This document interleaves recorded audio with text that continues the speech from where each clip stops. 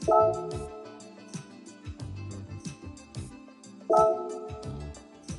filmu i osjećao jutra koje dolazi.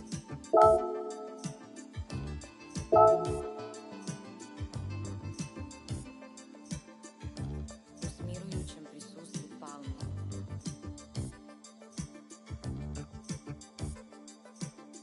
Trenutak je donesen valovima na obalu.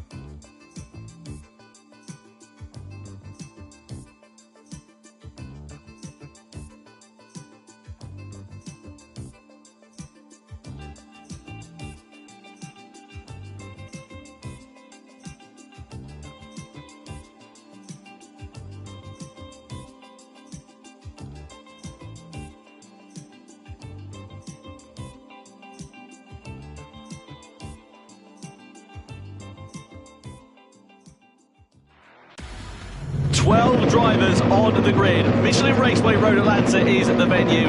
Only one, of course, can be crowned as the winner. Let's see how the grid lines up for this brilliant race that I'm sure is set to come our way. And it's going to be Noah Lanuza who will line it up on pole position for the very first time. His debut event for Mercedes-AMG. And he starts at the head of the field with Donovan Parker for Ferrari alongside. Angelina Stroza heads row 2 for Porsche. Adriana Carrazza alongside in the Toyota Supra. Next up is Harold Velsen in the Lexus. They've got no points so far this season, and Massa also looking to try and answer their tally to third in the championship. Bosso Nunez in 7th place with Randall Haywood lining up P8, second in the championship at BMW.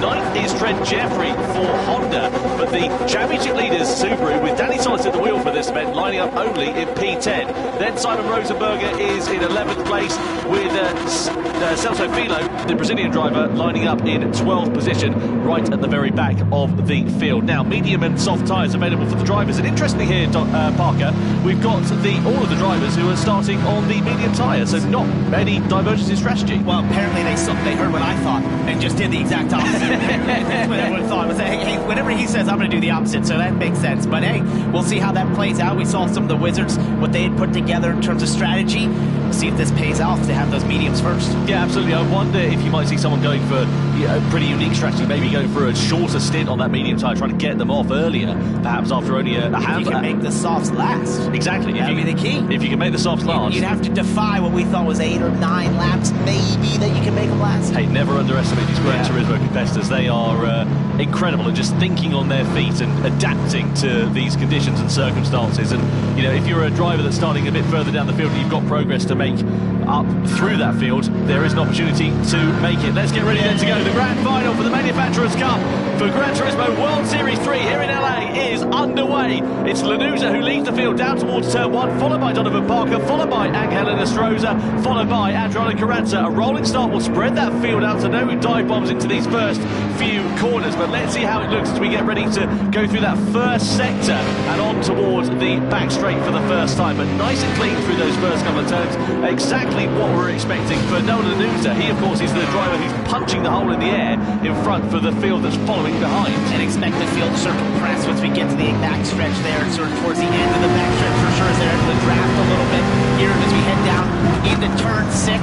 This sets up into turn 7. You just have to consistently nail this turn 7 corner.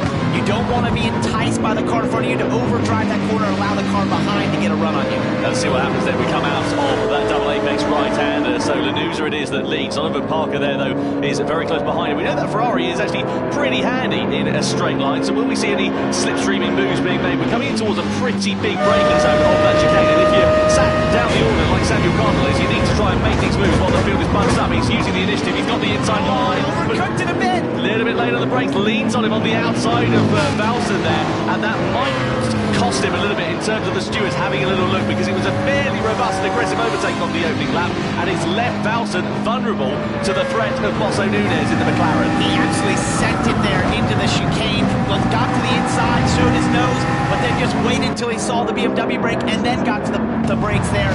Obviously overcooked a little bit, maybe a tiny bit of contact. We'll see what the stewards have to say. Well, we saw, of course, different cars being quick in qualifying relative to what we've seen in some of the racing conditions. You see Lanuza there. He's really pushing the limits here in this first one, just kicking up a little bit of grass at the start of this second lap, and I wonder whether that might leave him a bit vulnerable. Maybe he's just overdriving in these first couple of laps, pushing the car maybe a bit too much and just making a few mistakes, because even though your car might be quick in qualifying, there's no guarantee that that translates to a quick race car. And that's what Donovan Parker was loving to see there, was it pushing just a little bit further than he wanted to, maybe a little bit of understeer through those S's. That's allowed Donovan Parker to be right on his tail as we get this long back straightaway. We saw the move there by Cardinal down in this braking zone. That should be the typical place you're going to see moves at this racetrack. Yeah, let's have a look there. Donovan Parker with the slipstream, with the advantage, and without the race lead, he comes into the chicane, and now it's Ferrari and Donovan Parker in front. So the USA lead here in Los Angeles with the Italian machinery down towards the final couple of corners. We're about to come. Carranza is right on the back bumper of Angelo Stroza, who's in that unfortunate position of trying to attack, but also having to look at his mirrors to try and defend at the same time. Carranza's got the inside line into turn one. That's a tight one. Yeah, you can't really make a move stick through there unless you've got a winning dance partner. And Carranza fairly robustly gets his way up and into third place for Toyota. That was beautiful. Great racing by both drivers to give a little bit of room there for Nostroza and Carranza there to get to the inside and stay committed through turn one. That's a really tough pass to make, but they did it easily. It's sort of a bit of a stalemate where all the drivers have now started on this medium tyre. I have to say I am quite surprised for that, because if you're Subaru, if you're BMW, you need to make the progress while the field is bunched up, you would have thought, and surely going for the soft tyre would have maybe been a different strategy. I suppose the converse to that is then you're going to be on a slower compound tyre later on in the race that might leave you vulnerable. Well, we already know that we thought we would do it one way and they did the opposite, so I figured out we have no idea what they're going to do, but we'll find out real time with all of you watching as this unfolds. I think, if we go back to that last lap with Donovan Parker going by Lanuza, that was a message to Lanuza. This is the straight line speed I have in this Ferrari. He made that pass before they got to the braking zone. Yeah, well, you're a bit of a sort of drafting trail, I should say, rather. You've got down this back straight here as well, because Cardinal, though he closed up onto the back of Inestrosa, of course, has the slipstream, being punched in the hole in front of him by Lanuza. Hayward here is vulnerable here to Philo as well, as he looks his way through the final couple of corners. It's pretty close down the bottom end of the field in this race, and Hayward and Rosenberger are under investigation for a collision, so I wonder if that's why we picked up that battle. Maybe something's kicked off at the end of that last lap. He was a little slow. He was off the line at that point, so something happened there through the chicane in 10A and 10B where they were able to get together. He was forced off to the side, so we'll have to see what that result of that was. Samuel Cardinal, quickest man though, out on the circuit last time round, and he's driving the Mazda, currently sitting in P5, just half a second away from Angel Inestrosa as it stands at the moment. Let's have another look then. What happened here to this is Donovan Parker actually on Lanuza for the race lead. So Ferrari versus Mercedes-AMG down this back straight, and he made that look quite easy. You can just see the straight line speed there. Utilized the draft, of course, had the speed. He got it done before the braking zone. That's the type of pass you love to make happen because it was simple.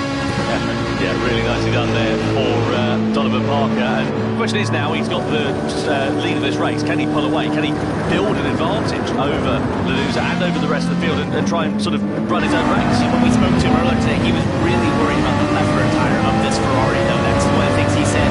I know it has the speed, but I'm worried about beating up that left rear tire, especially through turn one. This final corner here, you see it, the car puts a ton of energy to the left side. These are high speed, highly committed corners that just abuse that left side tires, and therefore he's just definitely thinking about taking care of that left rear.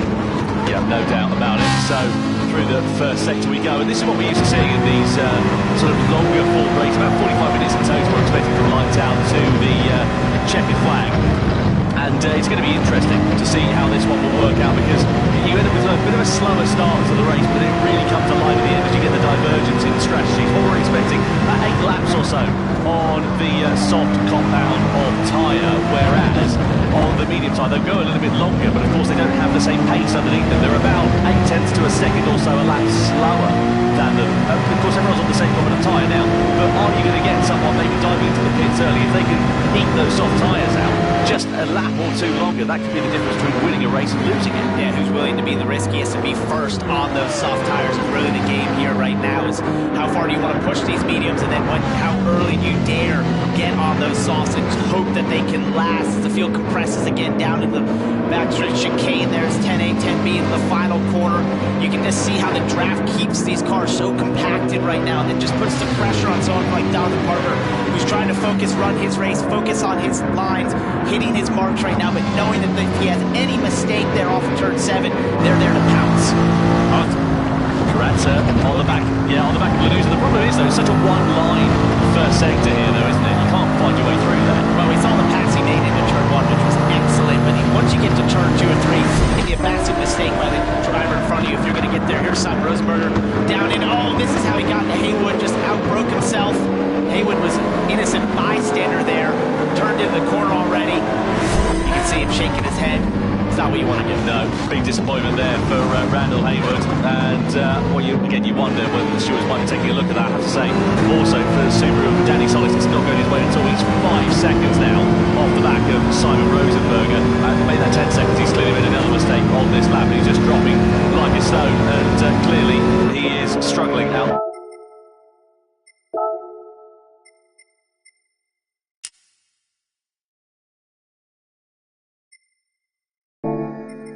There on the circuit, and that's not what Subaru needed, because this could be a race that if they finish down there, they'll of course be scoring no points, and it could cost them the lead of the championship going into the World Finals. On board here, or looking rather, I should say, Adriano Carazza in 3rd position, and Kalina Strohs are sitting there in P4 for now. You can see the tyre wear at the moment. First chance really to look at it. Front-engined rear-wheel drive cars actually looking pretty even compared to some of the mid-engined rear-wheel drive layouts that we've got. The sort of big outlier really is Donovan Parker, who's got a bit less rear tyre relative to the other drivers who are close behind. And he told us that's what he was worried about with this Ferrari. Sure enough, it's showing up right now. You can see there was only 2 cars that were below the 70 percentile there on the rear tires, and he was one of them, down at 68 as we got off that graphic. So definitely abusing those rear tires right now, and that means he's just having to drive that car as delicately as he possibly can. You're trying to basically extract speed, but just not slide the rear tires, not put energy through the rear tires. It's an incredibly tough thing to do no matter what race car you're driving. And a racetrack like this, where it's putting a lot of energy through those rear tires, you just have to try and drive that car as straight as possible. Yeah, no doubt about it. Looking here then at Adriano Carazza, we ride on board as he has got a face full of Noah Lanuza. We come down this back straight. Strohs and Cardinal sitting pretty close there behind and just doing a good job of keeping them honest. So for some of these teams here, Parker, looking at the standings going into this one, of course Subaru, as we know, they lead it by 2 points over BMW. Nissan though, they're only half the points away from Subaru, for Mazda, for Porsche. There's a great opportunity for some teams to capitalise here. There is, especially for what we saw in qualifying. That was really what opened everything up for a lot of these teams that have struggled in the first 2 events to have this chance in the 3rd event. As we look at Karatsa, look at the inside, Lanuza again, he's been doing that lap after lap, just poking that nose here into 3. Not really a passing attempt as much as a message. Hey, I can get there if I want to. I can put that little bit of pressure, and he now falls a little bit back as we go through the S's. He's definitely stronger through that turn 1, turn 2 complex, but does sort of lose a bit of time as we go through the S's into 6 and 7. Yeah, coming down this straight then into a lane pace right hand. Let's have a look at another moment here for Danny Solis. We know he's been all at sea. And he had a spin, just got onto the curb, and well, that's dropped him now 15 seconds off the back of the rest of the field. I mean, look, he's laughing because there's nothing else you can do. Nothing else you can do. It's such a shame there for Danny Solis. We know he's a very competitive driver. We know he's got the ability to be at the sharp end of the field in these Gran Turismo World Series events. We've seen it, you don't become a 2-time champion for nothing, but clearly on his return, maybe just nerves, something along the lines of that he's just not performing here tonight, and ultimately it's costing his team.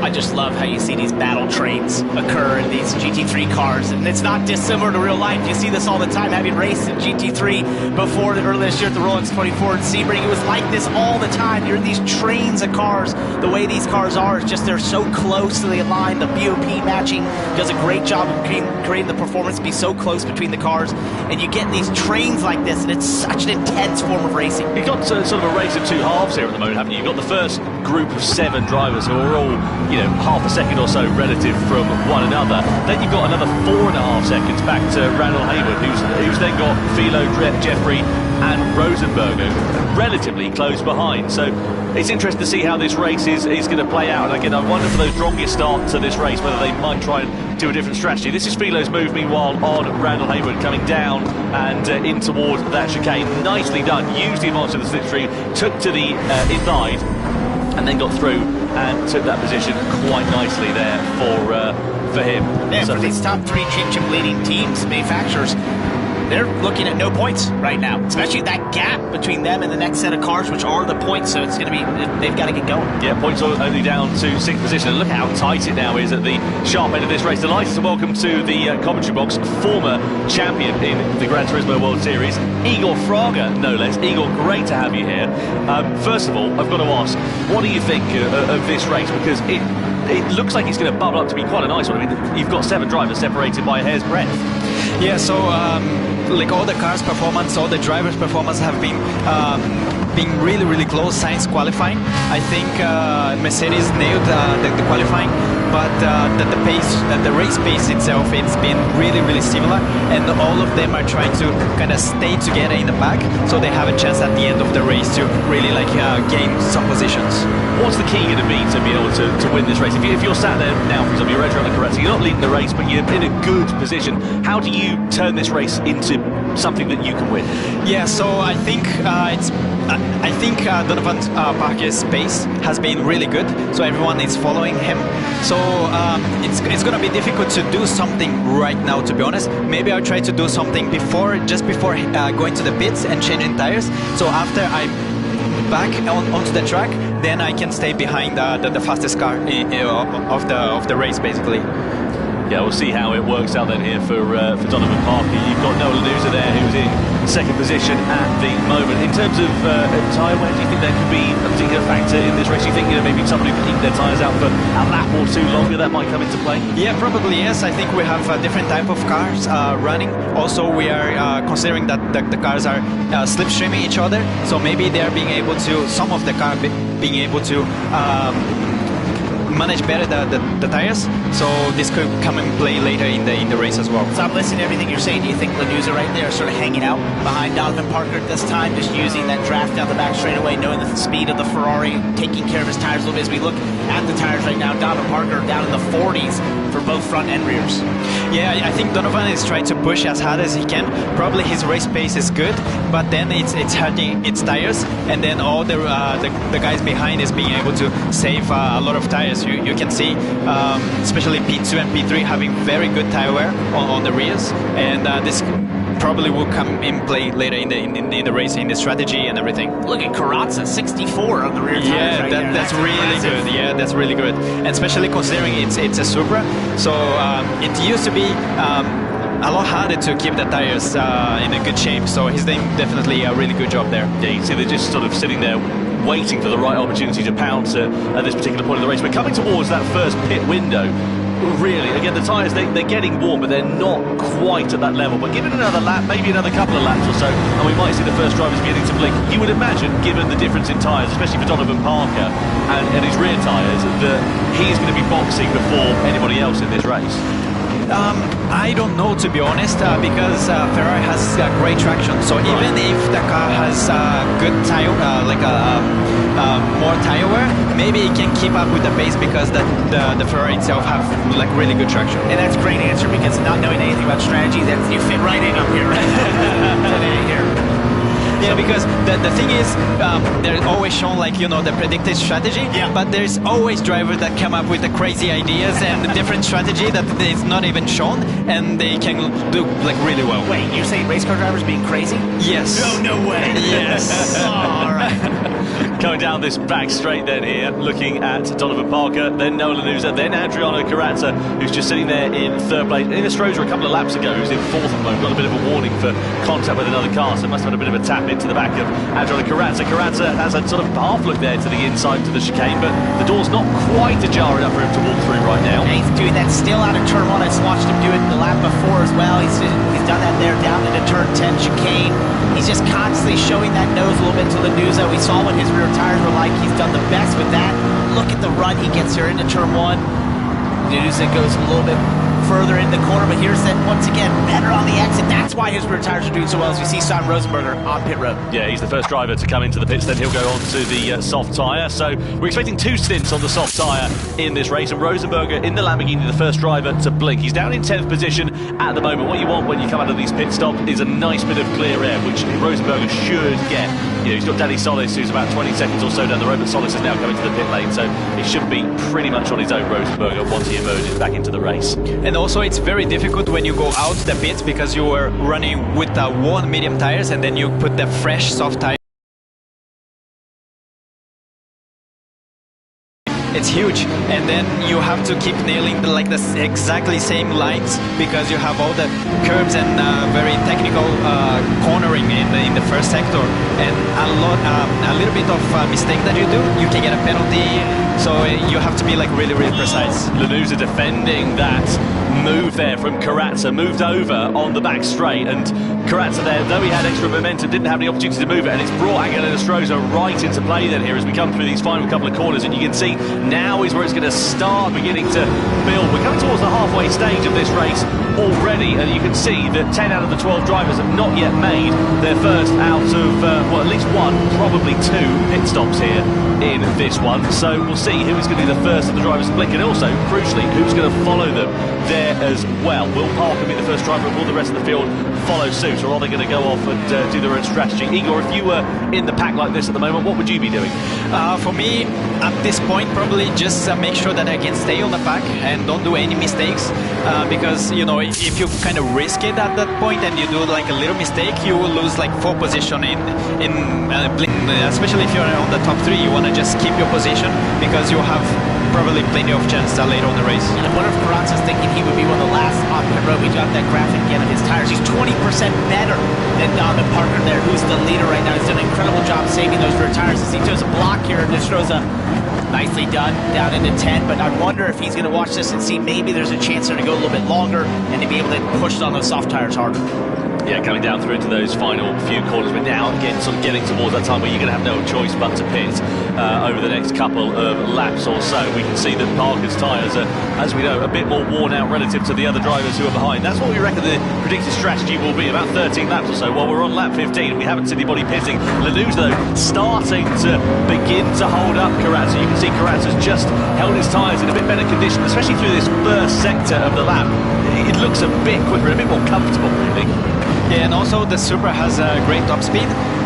It's just that everyone is on a slipstream, so it's very difficult to get like a run through it. Because, yeah, exactly.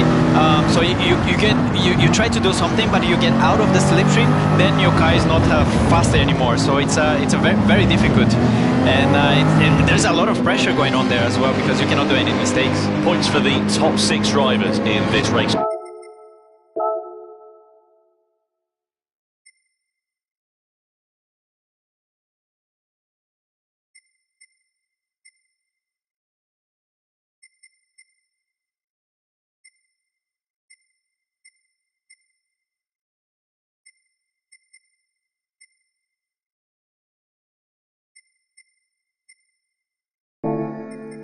Just to remind you, so if you're down to Harold Velson, you'd be scoring points if the checkered flag was thrown now, but there's still half the race left to go in this one, and plenty of time for the complexion of it. Karatza is really close. Yeah, this is where we go for that move then, down the back straight, side by side they go, Toyota versus Mercedes. Karatza makes the move really nicely, and goes through and into second. Exactly what he wanted to do. Now, are we going to see anybody diving into the pit lane at the end of this one? Parker does. He had no choice. Look at the rear tyres. They would be about as useful as chewing gum on the sole of your shoes after that long in the race. And Parker decides that lap 16 rather, I should say, is the last on the mediums and goes on to the soft tyres. I wonder how he's going to work with this. Yeah, and I'm thinking about like Karatza and all the guys that stayed on track, that maybe there's a possibility to do a one-stop, no? That's what I was thinking. I was looking at how much better his tires were. Now he's in the lead. could go all the way to a one-stop possibly. Well, that's the thing, isn't it? You know, we were talking about the hard tyre, or the medium tyres, I should say, the harder of the compounds versus the soft tyres. And the predicted strategy says, soft tyres, you've got to get them off after about 8 laps. But like you say, if you can just be really smooth on your inputs, on the steering, on the brakes, on the throttle, and you can eke them out for that little bit longer, maybe you can eke those soft tyres out. And maybe like a 2-stop could be faster in the total time, but if you consider like track position and traffic and everything, maybe 1-stop is safer because you can just keep ahead, and then even if it's a little bit slower in terms of the total time, it's better. Look at this. 3 wide. Oh my God! That's going to go.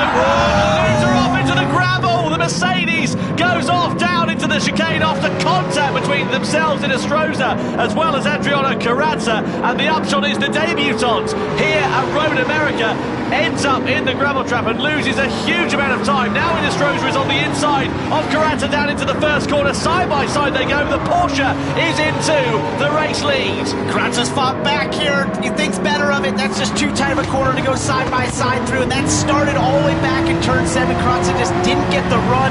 He actually got a little understeer, got up too far onto the curb, and that allowed those 2 drivers behind him to get a massive draft and get side by side 3 wide down that corner for a place that's only really fit for 2. Yeah.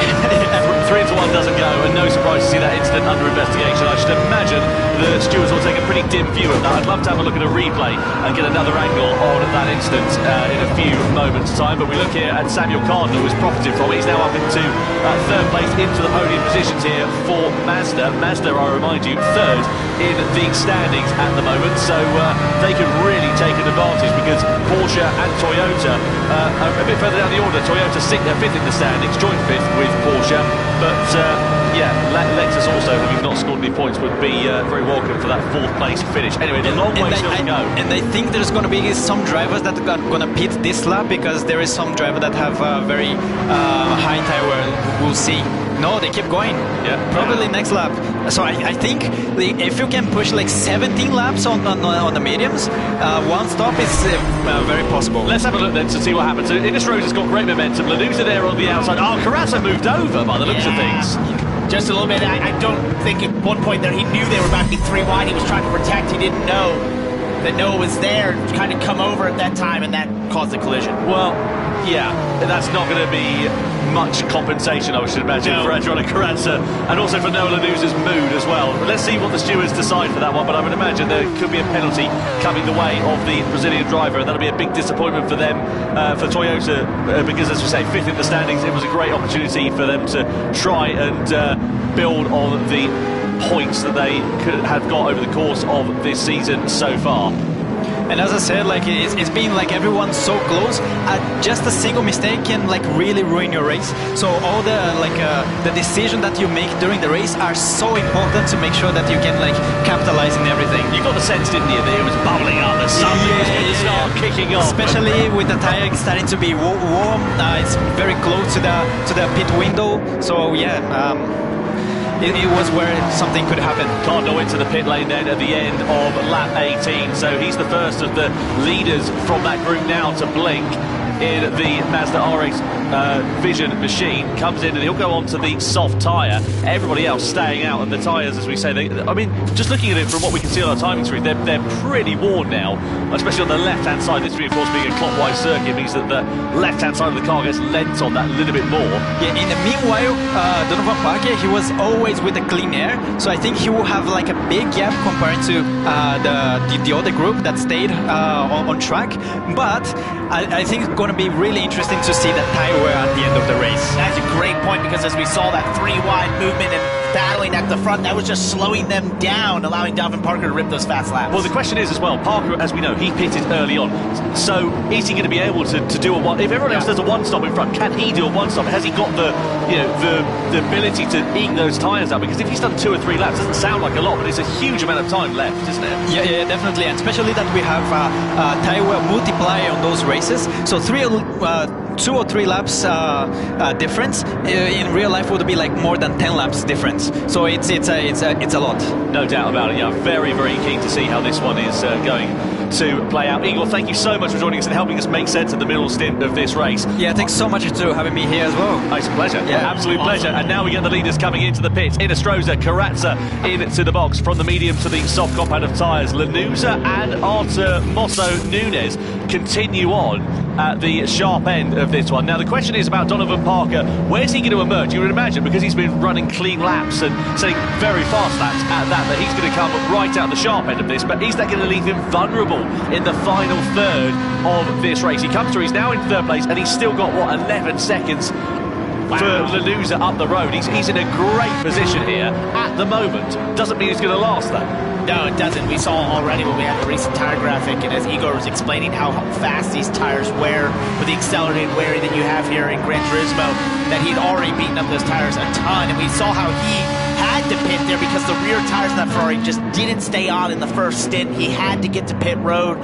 so we'll see if this works out for him, but definitely should have a large gap. Yeah, let's have a look at Valson versus Artemoso Nunes then coming down in towards turn 10. That was a nice and clean, but that's how you do it, into that chicane. That's pretty. I like that one. Yeah, Mosso Nunes in McLaren moved his way up and into fourth place at that point. Now effectively the race leads, we can see Randall Hayward's got a red flashing dot next to his name. That means he's picked up a penalty for one reason or another. We didn't see anything coming up on screen saying he's under investigation, so one would assume that's a track limits penalty. Either way, not what the team that are second in the championship would have wanted to see on their board at the moment. Now, the last of the two remaining drivers, Artemoso Nunes and Noah Lanuza in the McLaren and the McLaren and the Mercedes, respectively, are still yet to pit. Now they do, and let's see where they are going to emerge in the return of this race. Here, meanwhile, is Donovan Parker, and look at this, he's made this work really nicely here, Parker, because, he had, what, 3/10 of a second in advantage? Yeah. Now he's up to 6.4 seconds. That's great, but again, we've got to think about the bigger picture here, don't we? Because, as we know, he pitted 2 or 3 laps earlier relative to some of the other drivers around him, and you wonder how vulnerable that might leave him. Can he make it last? Can he look at this gap and say, hey, wait, what can I do to just take care of these tires right now and try to make them last even further than he thought maybe they could go? We thought that this was definitely going to be a two-stopper. It looks like most of these drivers here of Corazza and Inestrosa are going to be on this one-stopper. Is Donovan Parker got the ace in his sleeve? Can he do it? Well, that's the crucial question, isn't it? I mean, overtaking is one thing, getting past is, closing up is one thing, getting past is quite another. Inestrosa, Corazza and Cardinal, though, you could throw a blanket over them, couldn't you, coming down this back straight? They're so close together. And you wonder whether they might try and work together here, instead of fighting amongst one another. They're in that slipstream train at the moment, but are they going to be able to close up onto the back of Parker if they start fighting? They're pretty pass there by Valson there, down into 10. I would think that would be the best plan, but they're race car drivers, and they don't normally think that way. It's, I want to be ahead of you, I don't care what it means, I want to be the leader of this pack right now. ZC Corazza once again right on the tail of Inestrosa. I think that it would be smart to be working together to utilize that draft to try and cut down that gap. They've already got about 2 or 3 tenths in that last lap. That would be the smart move right now. Just seeing on screen there, no further action after that incident there with Corazza, Lanuza, etc. that we saw a few laps ago, which fired Lanuza off into the gravel. So they've deemed that it was a racing incident and nobody was at fault, which I agree with that. You do? Yeah. Okay. Yeah. Interesting. Well, I think when you take 3 cars down in that corner, all the same place, that's a very tough position to be in. They got there because of the draft and all the different movement there down in the braking zone. I think it was the right call. Well, it's a very good point. I'm not a racing steward. I just stand here and talk nonsense for 45 minutes. I'm not either, but I'm just going to agree with it. It's probably the best way to do it. Best way to do it. Donovan Parker, that gap from 6.3 seconds now down to 5.3 seconds. Of course, he's on, as we know, older soft tyres. And that is that's leaving you a bit vulnerable. Corazza there having a look to the back of Inestrosa, but nothing doing for him at the moment. They're just going to be patient, haven't they, really? Because it's going to come to them in the closing stage of this one. And this is what we're used to seeing in the Manufacturers' Cup races as Parker comes into the pit lane for his final pit stop. So he's doing a 2-stop there. Yeah, but are we going to get everybody else doing a 1-stop? Can they eke those tyres out? And conversely, they'll leave them vulnerable if they do a 1-stop, because Parker's going to be on fresher rubber. You see him shaking his head a little bit. Maybe he realizes that the others could potentially just be on a 1-stop. It's a possibility, but I've got to be honest, I think it's going to be quite difficult to eke out a 1-stop. And if it is a 1-stop, if you've got someone that has managed to pit onto the soft tyres and hasn't lost that much time, i.e. you would imagine Donovan Parker, he could close up and just drive right past them in the closing lap, maybe even. That's what he'd be hoping. It certainly is. Certainly is. So Inestrosa then leads the race now, half a second ahead of Adriano Carrazza. Samuel Cardinal there just on his tail as well. So you've got three drivers separated by just a handful of tenths of a second. Then you've got Valson and Mosso Nunez.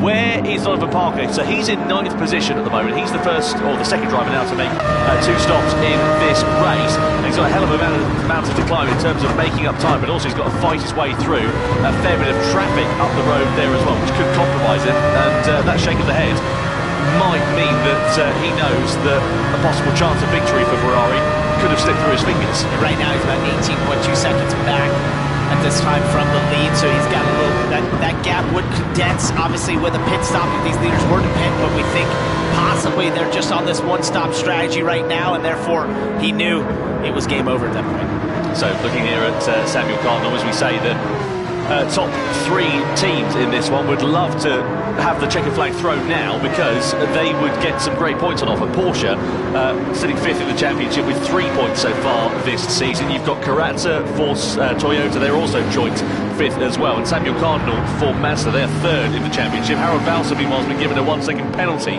for colliding with another car. I'm not quite sure if we saw what that was all about, but he's ahead of Artur Mosso Nunez, so I wonder whether that might be what it's all about. The upshot is, though, he's coming towards that penalty zone. You see that bar filling up, and he'll coming to that, he'll lose a second, but he'll also lose the time it takes him to get back up to speed. So a second's penalty could easily end up being 1.5 to 2 seconds quite comfortably. And it's on that long back straightaway when we've talked about just getting a bad run out of turn 7 is worth a couple tenths, let alone having to slow down like that there, and then having to reaccelerate back up to full speed, and it messes up your braking down to 10, so it's a massive penalty. So, if you're Inestrosa, your Carrazza or your Cardinal here at the moment, Parker, you've got a nice, comfortable cushion over the rest of the field. Are you going to take that risk and try and do that one-stopper? Is it worth it? I think it absolutely is, especially what we saw Carrazza was able to do with his tires earlier in this race. He had the best rear tires of anyone, and he's been able to make passes in areas that no one else has. So I definitely believe that this is what he's expecting to do. I think right now, just taking care of those tires right now behind Inestrosa, but hoping that when he gets that chance to strike, it's there on offer. And we've seen him do it down into turn 1. He's done it down to turn 10. He seems to be always looking to poke his nose out just at the braking zone, just to make that driver think for a second, hey, I could get there if I want to. And that's definitely nerve-wracking for Inestrosa. Yeah, you'd be sat there with the light flashing button, wouldn't you? Trying to distract the driver. Anything you got in your arsenal, you will utilize, trust me. Yeah, no doubt about it. So, 5 laps to go then here at the Road Atlanta circuit, and well, it's anybody's guess as to how this one is going to play out. You would imagine that Donovan Parker, even though he's got fresher rubber, he's got, as we say, a big old mountain to climb to close up the gap that he has now created, courtesy of the fact that he had to pit early. He used up his tyre in the opening stint. It was a great stint, nonetheless, to see him at the sharp end of the field in his return to the GT World Series. But the problem with it is that it's left him vulnerable now, and it's cost him ultimately an opportunity of that win after pitting about 2 or 3 laps earlier than these other drivers. And he's been the fastest car on the racetrack. He's been almost a second fastest in the last couple of laps, so he has the speed. You see him going by Haywood here down into turn 1, just with all that extra grip and the speed that Ferrari has had, trying to make up every position he can right now, pushing as hard as he can. He's got fast lap times. He might just not have enough time. Yeah, that is the problem there for Donovan Parker. What's the gap now? 8.5 seconds. So he's going to have to hope that they all have to pit in the closing stages of this one. I mean, looking at the tyre wear that we can see on our timing screen at the moment, it's fine. It's not great, and it's going to be slower compared to Donovan Parker, but the gap that he's got to make up over the next few laps is pretty insurmountable, one would imagine. No, definitely, and I think if you just look there at Carrazza with 59%, that was just the same thing he did in that first stint, and we've seen that they were able to go way further on those tires than maybe we thought they potentially would. So I think this really is the battle for the win right here. It's Inestrosa, the Porsche versus the Toyota of Carrazza. These two have been going at it all race long. Throughout each and every lap here, they've been around each other. Carrazza's been sort of on the back foot at times, having to make those wild passes, but I do think if he's going to find a place, it could be in the turn 1 race, surprise some drivers early in the race. And they've kept it pretty calm, pretty respectful up until this point. There's going to come a time where that calmness and that respect is going to start to wane a little bit, and then the gloves are going to completely come off, you would imagine, right towards the end, because it's all good sitting there in the wheel tracks of your fellow opponent and just, doing your own race and letting them run their own race, but eventually manage the victory that they're going to want to make. This is Donovan Parker, meanwhile, as he ascends his way up ahead of Trent Jeffrey. That's a great move there on the inside. Set that one up. Jeffrey there forced to the grass on the outside, and Parker through and into 7th position. I mean, he's closing the gap down to the likes of Harold Valson, but again, he's just going to run out of time, unfortunately here. It's going to come a little bit too late for him. And it's such a shame. Did a great job in qualifying.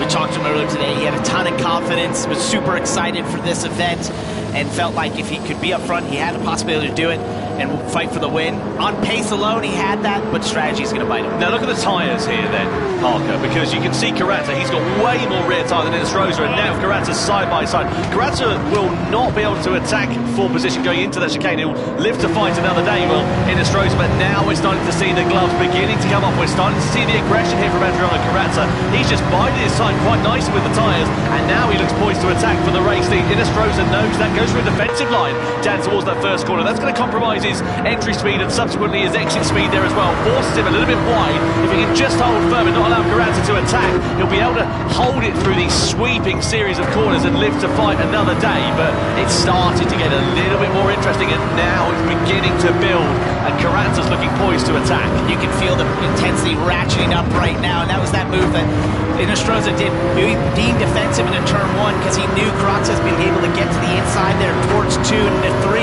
but he can't quite get there well, far enough beside him to really make a difference. So Carrazza's had to back out of it lap after lap. It's going to take Carrazza trying to get to the inside into turn 1, firing it off in there. Oh, as he got sideways. Yeah, losing a bunch of time. Yeah, the big old moment there. That's left him vulnerable here to Samuel Cardinal. So just that one mistake, we were talking about it earlier on in the race when the field was really bunched up, and now it's cost Carrazza a chance of attacking for victory, and might cost him 2nd position here at the expense of Cardinal as well. They run side by side down the back straight into the braking zone of turn 10. Cardinal with the slipstream with the advantage. Carrazza's not going to give this one up though without a fight, and moves his way back through and into 2nd place. Carrazza now needs no mistakes. He needs to be as clean as you like. 2 laps to go at the end of this one here, and Carrazza, if he wants to challenge for victory, needs to get himself onto the back of Inestrosa pretty sharpish. He's got to get his head down right now in terms of the best laps of this race, the best laps of the day, if he wants to have a chance at going and challenging for victory there. With that just slight mistake, it's put him just too far behind. He's going to have to find something. But look at him, he's got way more tyre compared to the likes of Inestrosa and to Cardinal as well, especially on the rears.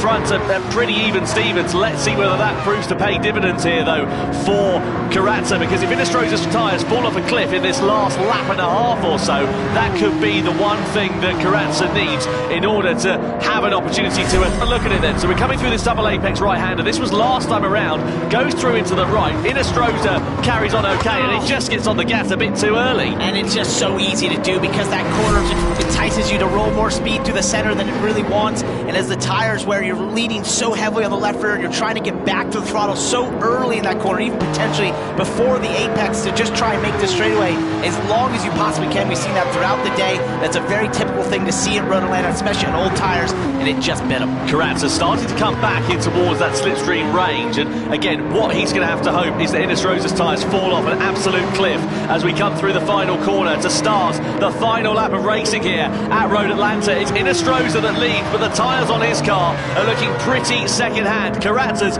they're okay, they're a little bit better in terms of their condition, and now is this going to be the chance for Carrazza to challenge for victory in the Toyota? 1.1 seconds it was across the line, and now 1 lap to go here. There's about 2/10 right there. If Carrazza's got that pace in that race car, he's going to have to find it right now. See Inestrosa use a lot of the racetrack. It's another 2 or 3 tenths right there. If he's going to get there, he's going to try and make everything up through turn 6 and 7. Inestrosa's struggling. You can see him really pushing the front end, kicking up a bit of grass as it was just understeering like a shopping trolley there, just trying to get the car rotated, but he's got no front tyre left. Now Carrazza, he's in the slipstreaming range, and this is the last opportunity. Needs a clean exit out of here. And narrowed down well. Inestrosa used the curve there on the outside. Carrazza's going to have the advantage in the slipstream. Then we come down the back straight. It's Porsche versus Toyota. It's Inestrosa versus Carrazza in the battle for victory. Inestrosa, though, has got great straight line speed in that Porsche. Carrazza closes up, but he's not quite close enough to make a move. Inestrosa defends his way into the the braking zone quite nicely, parks the car on the apex, and Carranza can't attack, and unless Inestrosa makes a mistake, as we come down to the final corner, into the final turn we go at Road Atlanta. Inestrosa versus Carranza, Porsche versus Toyota, the victory, and Inestrosa wins the grand final in Gran Turismo World Series 3 here in Los Angeles. What a fantastic drive from the Chilean,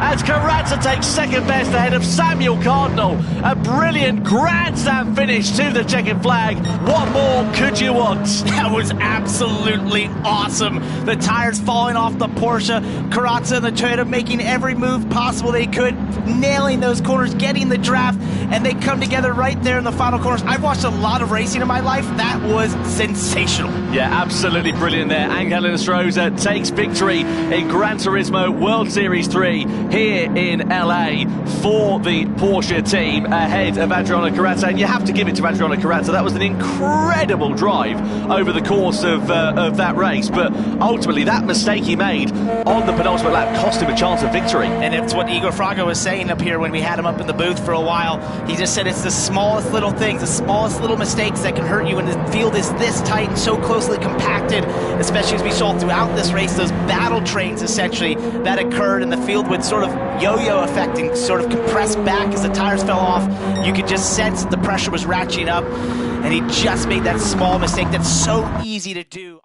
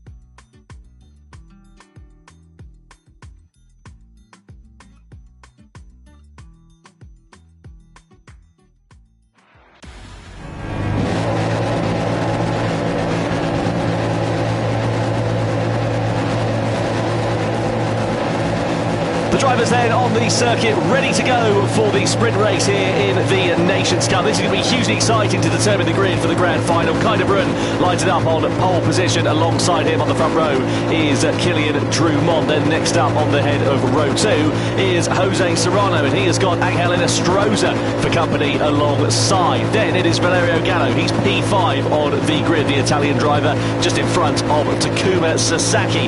Next up, Pole Europe, man who's needs to turn his fortunes around after a difficult Berlin, with Takuma Miyazono alongside. Completing the top 10 is Canada's Samuel Cardinal with Guy Barbara for company. And then next up you've got Adriano Carranza in P11, and completing the grid is Thomas Labusle, who had some problems in qualifying. He was some 3 seconds off the pace. Now, this being a sprint race, no need to worry about tyres, no need to worry about fuel. It is flat out from lights out to the checkered flag, and it's anybody's guess as to how this will work out. And it all starts down to turn 1, a downhill braking zone into turn 1. You'll use all the runoff that you possibly can over the curb on the exit, but then it sets up a long back straightaway here on the Watkins Glen long course. One of those beautiful racetracks in all of North America. Historic, it's a beautiful place to be, and it's an awesome place to race. Super high speed. Yeah, no doubt about it. What about Kilian Drumont? What can he do there on the far right-hand side of your picture? Currently 7th in the standings, with just 2 points on the board so far this season. Good opportunity for him to try and turn things around. Likewise, there is Takuma Miyazono. He's currently P5 with just 4 points out of a possible 12 he could have scored so far this season. The opportunity really does knock for some drivers, and this is the first test of things, because as we said, this will determine that grid for the grand final. We're ready to go racing though for the sprint race of the Nations Cup here in LA as we get racing underway at Watkins Glen, and Kai de Bruyne leads the field across the timing line and down towards the first corner. Drumont, Serrano, Inestrosa all in tow behind into turn 1. It's not a particularly heavy braking zone, so no dive bomb move moves into there. You've got to set it up quite nicely though as we then begin to start opening up the lap, and now we'll see the drivers following in the slipstream behind, just waiting for that right opportunity to try and pounce. And just going through those S's as you're following our driver, you can lose a sight a little bit, so you got to make sure you're hitting your marks correctly as we go here into the chicane a little bit. And this is a barely slow down with the grip that this thing makes over here. Then as we head towards the boot, down into the extended portion of the Watkins Glen course, it starts to get into some real flowing corners. Yeah, no doubt about it. You can see Kilian Drummond all over the back of Kyder Brun as we come through this left-hander here. You can hear the tyres chirruping in pain as we come down in towards the final part of this lap. A long, lazy hairpin as we come through there. And you're just waiting and waiting and waiting to get on the power as we blast it on to the start-finish straight. You've got to be a bit careful about taking too many liberties through there. You run it wide, you end up with the curb on the outside, possibly the wall as well. Now, here's Kyder Brun, and he's in a bit of a disadvantage because, of course, he doesn't have a slipstream. He's the one in front, punching the hole in the air. Kilian Drummond has got the advantage of that slipstream. Can he use it to his benefit, though? Going through turn 9, one of the slowest corners on the entire racetrack right there. Then head towards turn 10, a quick left-hander that sets up in the final corner back on the front straightaway. And you can see how flowing this race course is. You don't slow down often. That makes passing hard. You're going to try and pass into turn 1 as we head down towards that. Or it was back there, turn 7. Drummond goes all the way to the outside here. Can he get there? Not quite, just showing his nose a little bit, but that's the thing. You're going to try, if you can, get a good run off the final corner to get to the inside to turn 1. Well, that's an interesting one, isn't it? Because he didn't have a particularly bad run off the final corner for Kilian Drummond there, but you can see there, it's left him a little bit vulnerable here to the attack of Jose Serrano and Frank Helena Stroza. But the slipstream, it's effective, but it's clearly not that effective to just blast past. It's not a particularly long straight, is it? Kilian Drummond sort of moves out as we come in towards this bus stop chicane. They ride the curve over there, and you can see the car sort of chirruping over the curbs there. Looks relatively compliant. And when you hit those curves, in real life it knocks your head around in the car and it sort of disorients you a little bit. Here, you're just trying to use every bit of racetrack that you can get away without going over track limits through that section, and now you head down towards turn 7 here, the toe of what we call the boot at the Watkins Glen long course. So it looks a bit like a boot in some respects, and now headed to what I think is the other passing zone down into turn 8, the heel of the boot. Oh, if that's a boot, what shape are your feet? So that's what I want. I don't know. That's what they call it. They call it forever as long as I've ever gone there. I'm not really sure. I've looked at it. It sort of looks like a boot, maybe. Yeah, okay, if you look at it with your eyes closed, maybe. Yeah. Sasaki versus Miyazono side by side through this left-hander. The two Japanese drivers giving absolutely no quarter at all here. Miyazono looking to try and repay the favour there on Takuma Sasaki, who's dropped down from 7th to 6th place rather to 7th place from where he started. So he's lost one position, possibly set to lose 2, maybe even 3, because Guy Barbara is right in the wheel tracks of the two Japanese drivers. Miyazono pulls to the inside, but has got the advantage. Guy Barbara with the late lines. That's a bit aggressive and a bit of a mistake, I feel, that he tried to turn into an overtake. He was just a bit of a day late and $1 short on the brakes there. Thankfully, he managed to avoid any serious contact. The problem with that move is that when you try to go to the inside there into turn 1, we're seeing a battle for the lead. Drummond's down to the inside. We're going to be 3 wide here. Oh, yeah, this is tight. Oh, Drummond then, it is through into the lead ahead of Jose Serrano. Oh, someone's well off in the back. That's Gallo, who's entered into a different postcode by the looks of things. He fired himself off into the barrier right down the order, and that is pretty much a disaster there for Valerio Gallo, because that's going to give him the mother and father of jobs to do going into that grand final from the back. Got a real tall task to make that back up, and that can happen down there when you get side by side into the bus stop chicane. Something's got to give. You've got to get single file before you turn in, or you leave yourself at risk of firing off to the outside like he did there. So Drummond is the lead, Serrano in second, Stroza in third, and that's the thing you can see in this race. One mistake and you are going to be so punished so heavily, because you could lose not only time but also 3, maybe 4 places potentially if you run it a little bit wide in a certain corner, or you make a mistake and you end up firing off into the barrier like Valerio Gallo. It can get even worse than that, to be honest with you. Right, and now as they go through here to the second final corner and into the final corner, you want to make sure you get the best run you can out of here to not leave yourself horrible into turn 1. And we saw it earlier, if you go to the inside, you run the risk of getting a bad exit. That leads onto the long back straightaway, which is basically through the S's flat out, and therefore you're giving up loads of time if you go to the inside here and don't complete the pass. Stroza was having a look to the inside there of Jose Serrano down into the first corner. Nothing doing for him on that occasion, but Drummond now is in the lead of this one, and you wonder if he will be able to pull out an advantage, but it's so difficult to do so. As you can see, it's just a couple of tenths in front of Jose Serrano. Serrano looking to try and attack as they come in towards the bus stop, which you can make a move through there, but it's not the easiest part of the circuit to do so. You can see it's very tight, very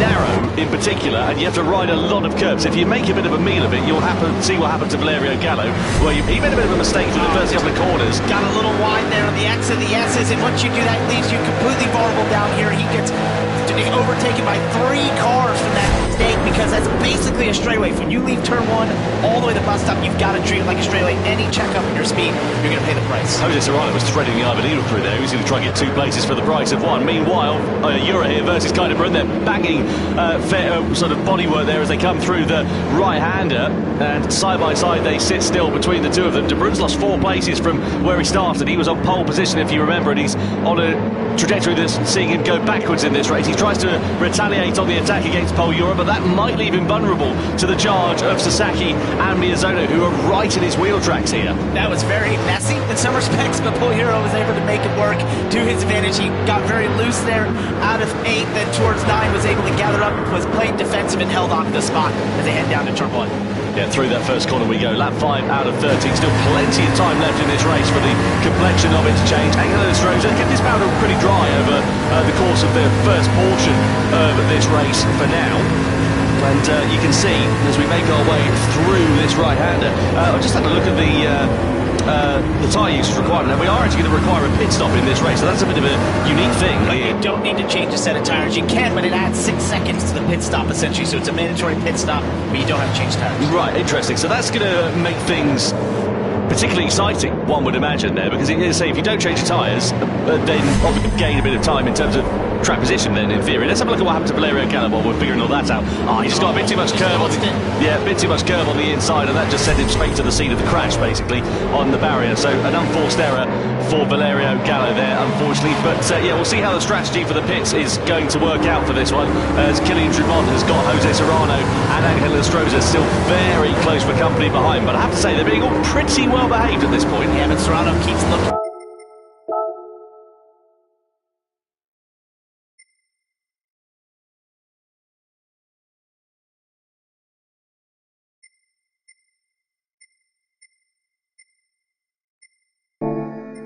Into the inside occasion.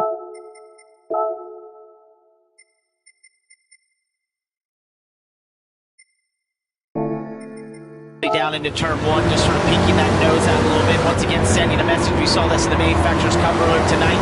Drivers who are just trying to show that, hey, I'm here, I can make this move if I want to, but I'm choosing not to at this time. We're almost working together to try and maximize lap time this time. Okay, so we have to make 1 pit stop then in this race. It's mandatory, but you don't have to change tyres. Laboutelet's decided to do that at the end of lap 5, the beginning of lap 6. I was just about to ask, how do you decide when to make those pit stops here? And you know, how does your strategy work out? Do you decide to get it out of the way early and hope that you get a bit of clear air? Because if that doesn't work out and you end up right at the back of somebody, it can cost you time and then ultimately cost you the position that you were fighting for pre-pit stop. I assume some of the mid-pack would probably be the first to pit road for that exact reason, getting a clear air, start to rip some really fast lap times, whereas these leaders here who sort of find themselves getting away from the mid-pack are going to utilize this time to feel like they're drafting, they're making up some good lap time at this point, as long as the tires hold on. Look at Jose Serrano, he's all over the back of Kylian Trubon like a cheap suit here as we come through this left-hander. Just no room for him to use that extra momentum that he's got. And to be honest, I don't think he's particularly that bothered at this point. We're only at the halfway stage now of this race. There's so much time for him to think about where he's going to be making those moves. And you don't want to do anything too rash, because it could cost you a lot more than you'd be set to gain. He got pretty sideways there out of turn 8, so just managing the rear tires, you're starting to see them sort of give out a little bit, sort of wear at this point in time. This car really hurts those rear tires for sure, especially out of here, is that you're just putting a lot of energy and stress through that right rear tire. You see Jose Serrano get a little bit sideways as the exit. That's a shame for Pole Euro. He's picked up a 1-second penalty for colliding with another car. That's going to drop him down behind De Bruyne for certain, possibly behind Sasaki. Let's have a look at the battle though for the lead as they all come and filter into the pit lane. I thought that might be the case. It's a case of follow the leader. One blinks, they all blink, because they just want to maintain track position. They're sort of forcing their hand really there, aren't they? Yeah, you're basically saying, hey, we're all just going to do this in lockstep and now try to race it out on the racetrack, not trying to use a different strategy at that point and thinking this is probably the fastest time to do this race. Can Laboutelet and Gallo try and take profit, because they pitted a bit earlier on in this one? As you can see, nobody's changing tyres in particular there. As you can see, they're staying on the soft tyres. Not really much point about it. Out of the pit lane we go. Let's have a look at Laboutelet. Where's he emerging? Because he's at racing speed. His tyres, of course, will be up to temperature. They won't have dropped off. So he's now back in the race, and he's in in 8th position. So it's worked out okay there for Thomas Laboutelet. He's right in the thick of the action. He'll be there ready to try and take profit. Meanwhile, at the sharp end of this one, Serrano versus Drummond. We come down in towards this chicane. Serrano's got the inside line, he's got trap position, and now he's got P2. Lovely stuff. Really nice pass. That was beautiful down there into the bus stop. Drummond played it correctly. You got to just give and take a little bit down in that corner. Going side by side just slows you up so much, especially at this point of the race. Out of the pits, you just want to try and maximize lap time. You don't want to give anything up. Yeah, it's worked really nicely here for Angel Inestrosa. He's now in the lead of this race by 4 seconds. As you can see, he's got a nice comfortable cushion. He's made his mandatory pit stop and he's cleared off into the distance. Eura's about to serve that 1 second penalty, but given how close the field is out on track, so actually the drivers did change tyres in that one. I wonder whether they would or they wouldn't. So Inestrosa, that's why he's now in the lead. So he's the one. Yeah, he's the only one who didn't change the tyres, and that's going to leave him quite vulnerable, you would imagine, because 4 seconds, it's an advantage, but it's not exactly insurmountable. Let's see if it plays out for them. This is just different strategies that we have seen here before in terms of the Gran Turismo World Series, trying to utilize these different rules to your advantage. We'll see if Jose Serrano's got the speed to start to run him down. Right now, just looking at Inestrosa's tires, they're not terrible, considering the amount of laps that he has on them, but it's going to be about maximizing his lap time right now. On board here with Miyazono, P6 for the Japanese driver at the moment, down the start British straight and in towards the first turn. Nice and neat and tidy for him. Cardinal's just serving, lost the position there to Valerio Gallo, who's trying to fight back after that earlier trip to the barrier. Euro with that penalty dropped down to 7th position, but he's only about a second or so off, so he's still pretty much within slipstreaming range. If he can put together a couple of clean laps, he might be able to get himself onto the back of Miyazono. The win probably is going to be a little bit out of question, but we'll see how it works out for him. Meanwhile, Inestrosa and Serrano, the gap now from 3.7 seconds down to just 3 seconds. So that's nearly a second or so that the prevailing field have managed to close up over the course of this lap. Might leave Inestrosa, and probably will leave him quite vulnerable at the end of this one. It's going to come down to Kenny Block.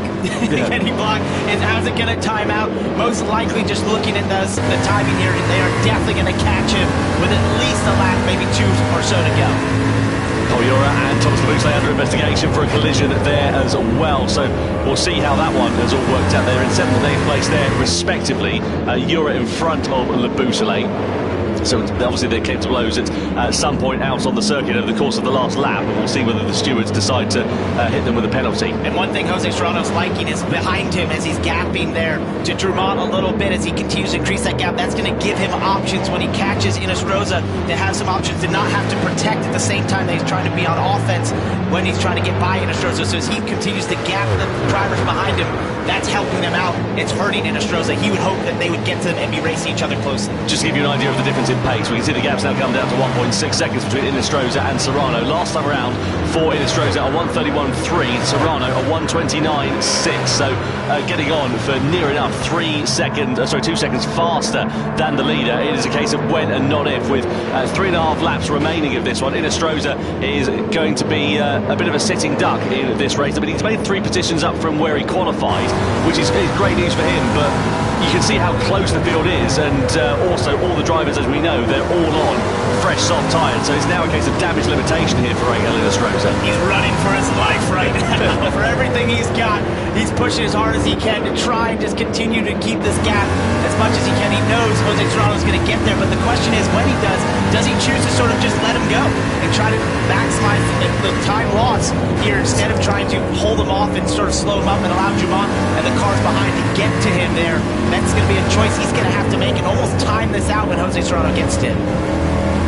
So then, through the left-hander we go in towards the final couple of corners on this circuit. Serrano sitting there in 2nd position. Inestrosa in the lead of this race now down to half a second. So Serrano is going to be right on his gearbox through this final corner, and you would imagine planning a move down in towards the first turn as well. On board right here with then Jose Serrano.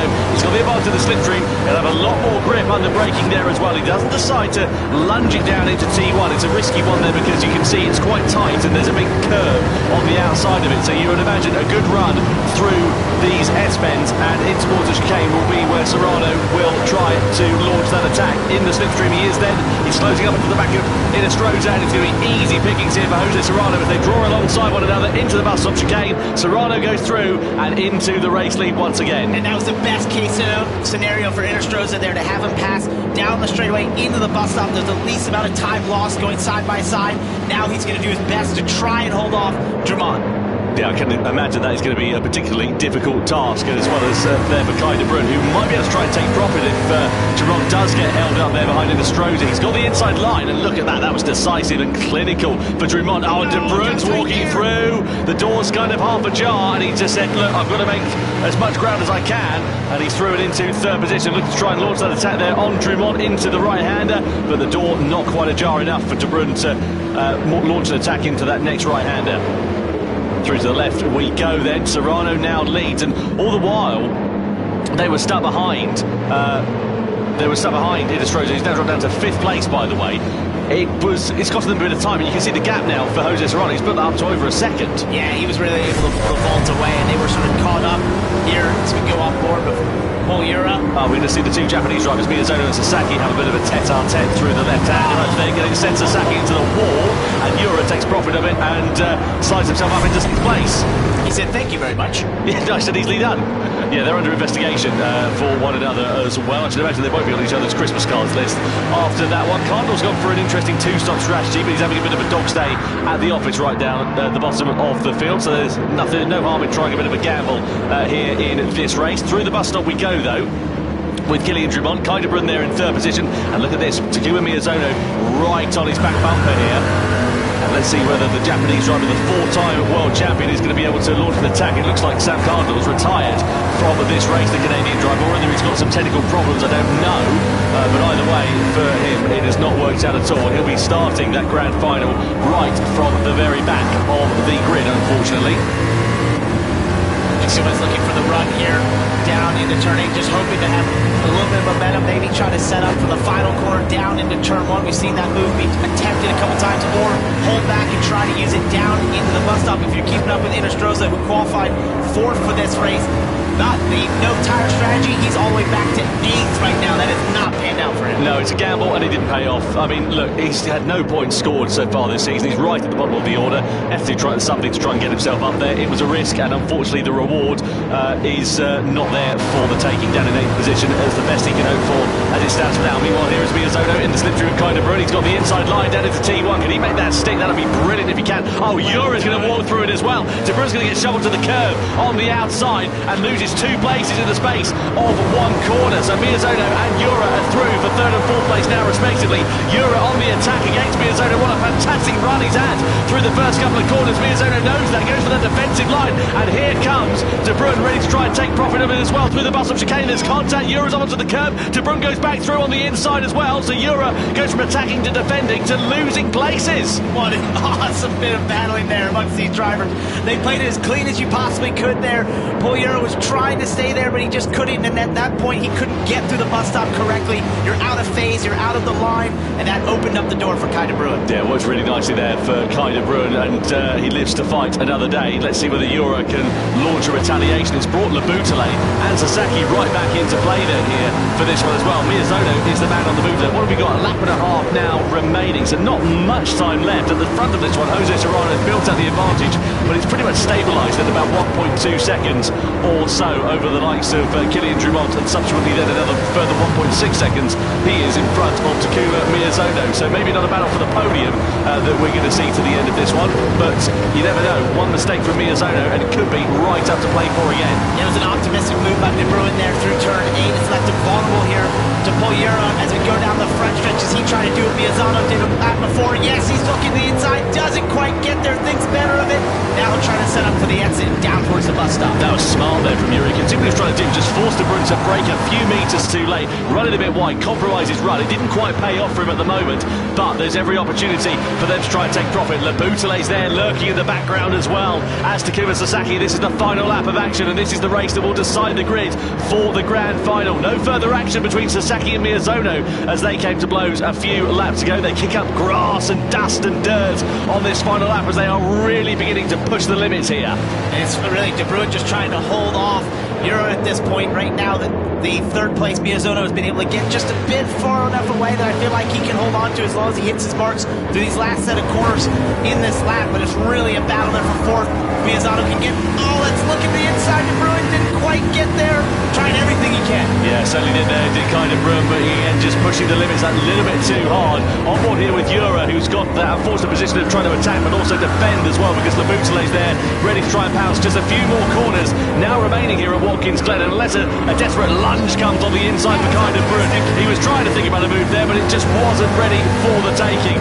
And I think Miyazono, if he can just hold his line and not fluff it into the final couple of corners, he'll be able to hold on to third place. Meanwhile, what a drive from Jose Serrano, who comes through to take the victory in the sprint race and pole position for the grand final. He wins it here at Watkins Glen ahead of Kilian Drumont and Takuma Miyazono on the podium. Kaide Brun finishes in P4 ahead of Paul Jura in P5. But again, we're running out of superlatives to describe the run of form that this young man has had. Jose Serrano is on supreme form in 2025. He's won both of the grand finals, and he picks up another sprint race for his troubles as well. Absolutely at the top of his game, and you can see it in every decision making that he has, the speed obviously that he has right now. And throughout that whole race there, it was just obvious he knew when to sort of hold back and then when to try and strike. There wasn't many optimistic moves, they were decisive moves that went in his favor. And then when it was up for offering to go for the win, he was able to drive away from the field, create the gap he needed, run down Inestrosa and set sail. Yeah, very well done to him. Commiserations though to the likes of Angel Inestrosa and also to Valerio Gallo there as well. Inestrosa tried an alternative strategy, wasn't one that paid off for him.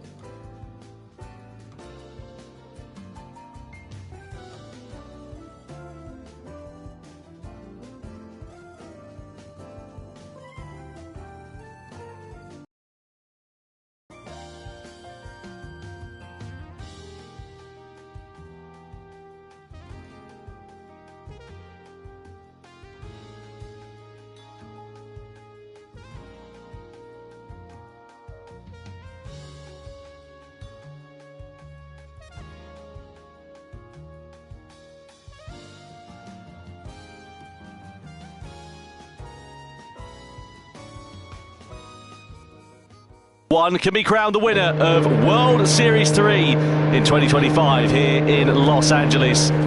This is going to be hugely exciting to see what will happen as the drivers are ready to go for the start of this race. Let's work out how they all line up on the grid. The sprint race decided it just a few moments ago, and it sees Jose Serrano, the championship leader, lining up on pole position. Kilian Drumont is alongside him on that front row of the grid. Row 2 is headed by the quadruple world champion Takuma Miyazono, with Kaide Brun, the debutant podium man from Berlin, alongside. Then Paul Jura heads the third row of the grid in 5th place ahead of Thomas Laboutelet, who started last in the sprint and managed to get to 6th at the checkered flag. He's just in front of Takuma Sasaki and Adriano Carrazza.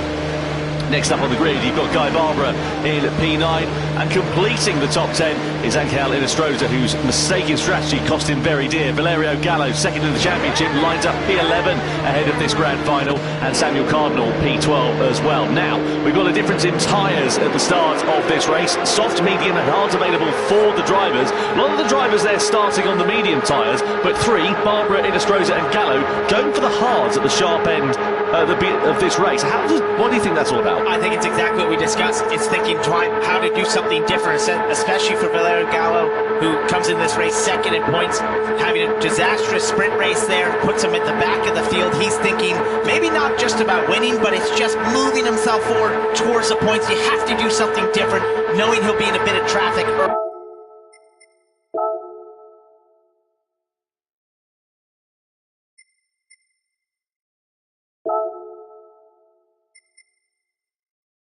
early on and see if this could work to his favor. Yeah.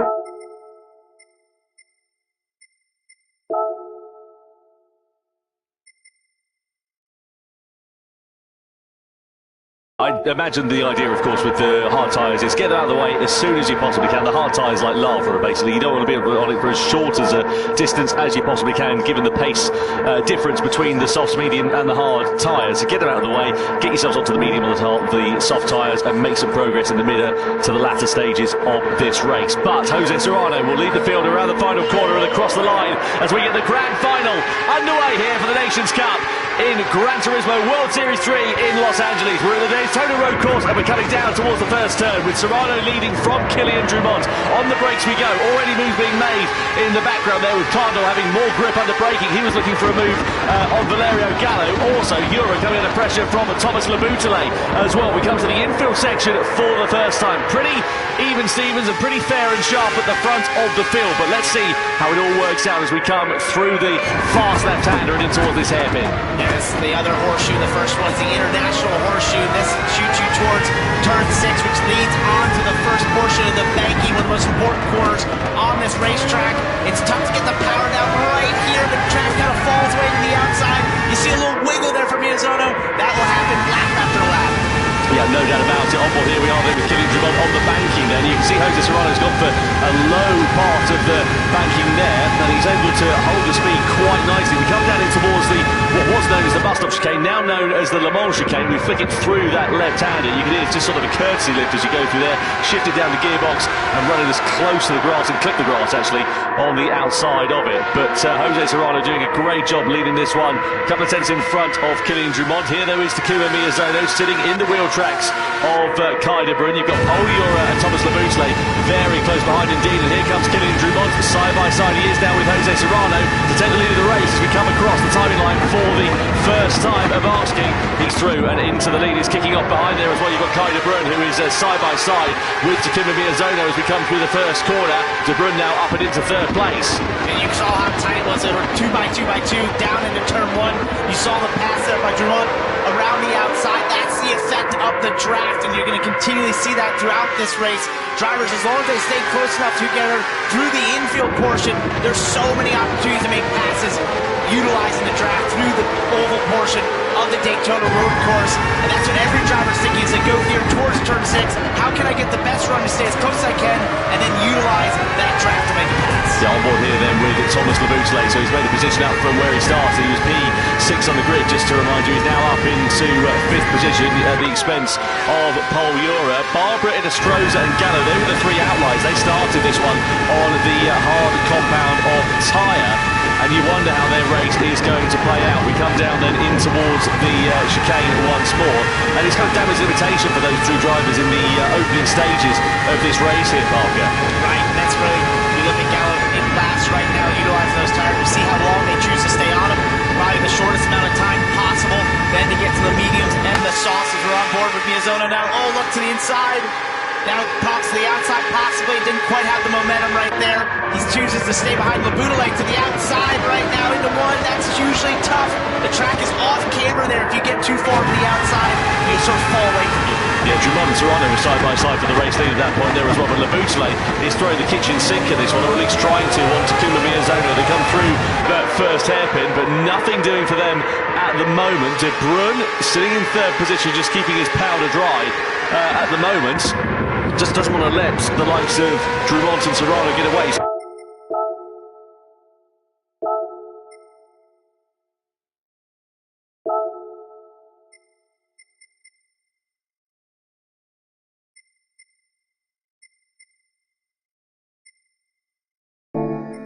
Subsequently, they want to be a little bit careful about battling against one another, because if they do, it'll drop them right into the clutches of the prevailing field, and they are hungry and ready to pounce. Yeah, you don't want to be side by side. So here in turn 6 on the banking right now, I have to wonder if Jose Serrano sort of let Drumont get there just to utilize a little bit of draft. We're talking about fuel saving could possibly be a part of this race. They can't quite go the whole way on a take without a little bit of fuel saving, so that could be some of the thought process there, dropping a second and utilizing a bit of that draft to save some fuel. So on board here then with Thomas Labousse. What are the key parts of this circuit here, Parker? Yeah, how do you set a fast lap time? How do you make sure that you've got the sequence of Daytona? In most cars, I would say the infield for sure, the international horseshoes, and the turn 6 leading on the back straightaway, and then your X out of the bus stop. In the X 2019, I'm not quite sure. It's incredibly fast. The bus stop is not a traditional corner. You see Serrano go to the outside, I guess he wasn't saving fuel, of course, like I said, because he chooses to go back to the lead right now. And sometimes you see that at this racetrack in certain cars where you use that, oh, we got De Bruyne spinning out there. Yeah, big moment there. De Bruyne, the big loser in all of that. And we saw other drivers going off into the grass. Sasaki's dropped down the order as well. So that's kicked off in the sort of battle for the podium places there, really. The upshot is it's now Serrano that leads, Trumont in second, and Miyazono is up and into third place, Labousse into fourth position. So we've lost one of the competitors from that battle for the podium, and Miyazono and De Bruyne are now under investigation with one another for that collision. I'd love to see a replay because we only really caught the back end of that crash, and I wonder whether Miyazono was the aggressor in that instance.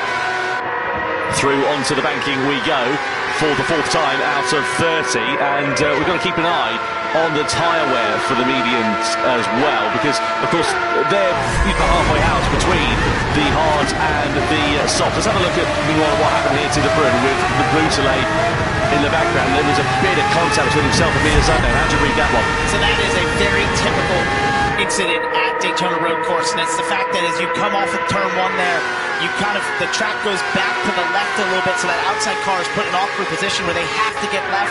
The inside car doesn't want to give them that space like Miyazono did, and you have that altercation and they come together like you saw.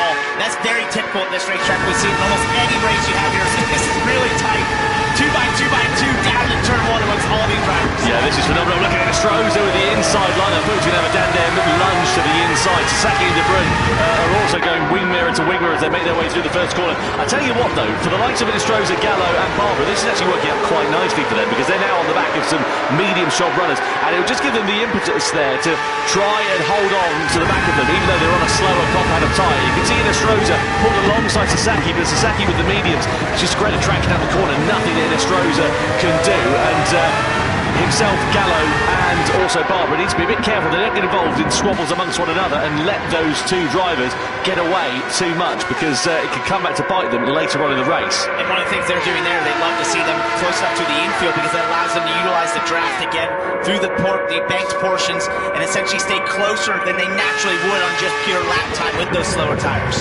On board here then with Jose Serrano as we come through the bus stop then. You see how much curve and grass they're clipping. They are literally millimetres away from disaster. And the thing is with these cars, you drove it yesterday, Parker, they are tricky on the limit because all the torque's at the top end of the rev range. Super tricky there when you get the follow down. Dumont goes to the outside here. Jose Serrano is going to utilize this pass we've seen twice from these two. And sometimes this actually can look like battling, but it's almost working together at this racetrack because the draft is so powerful. You're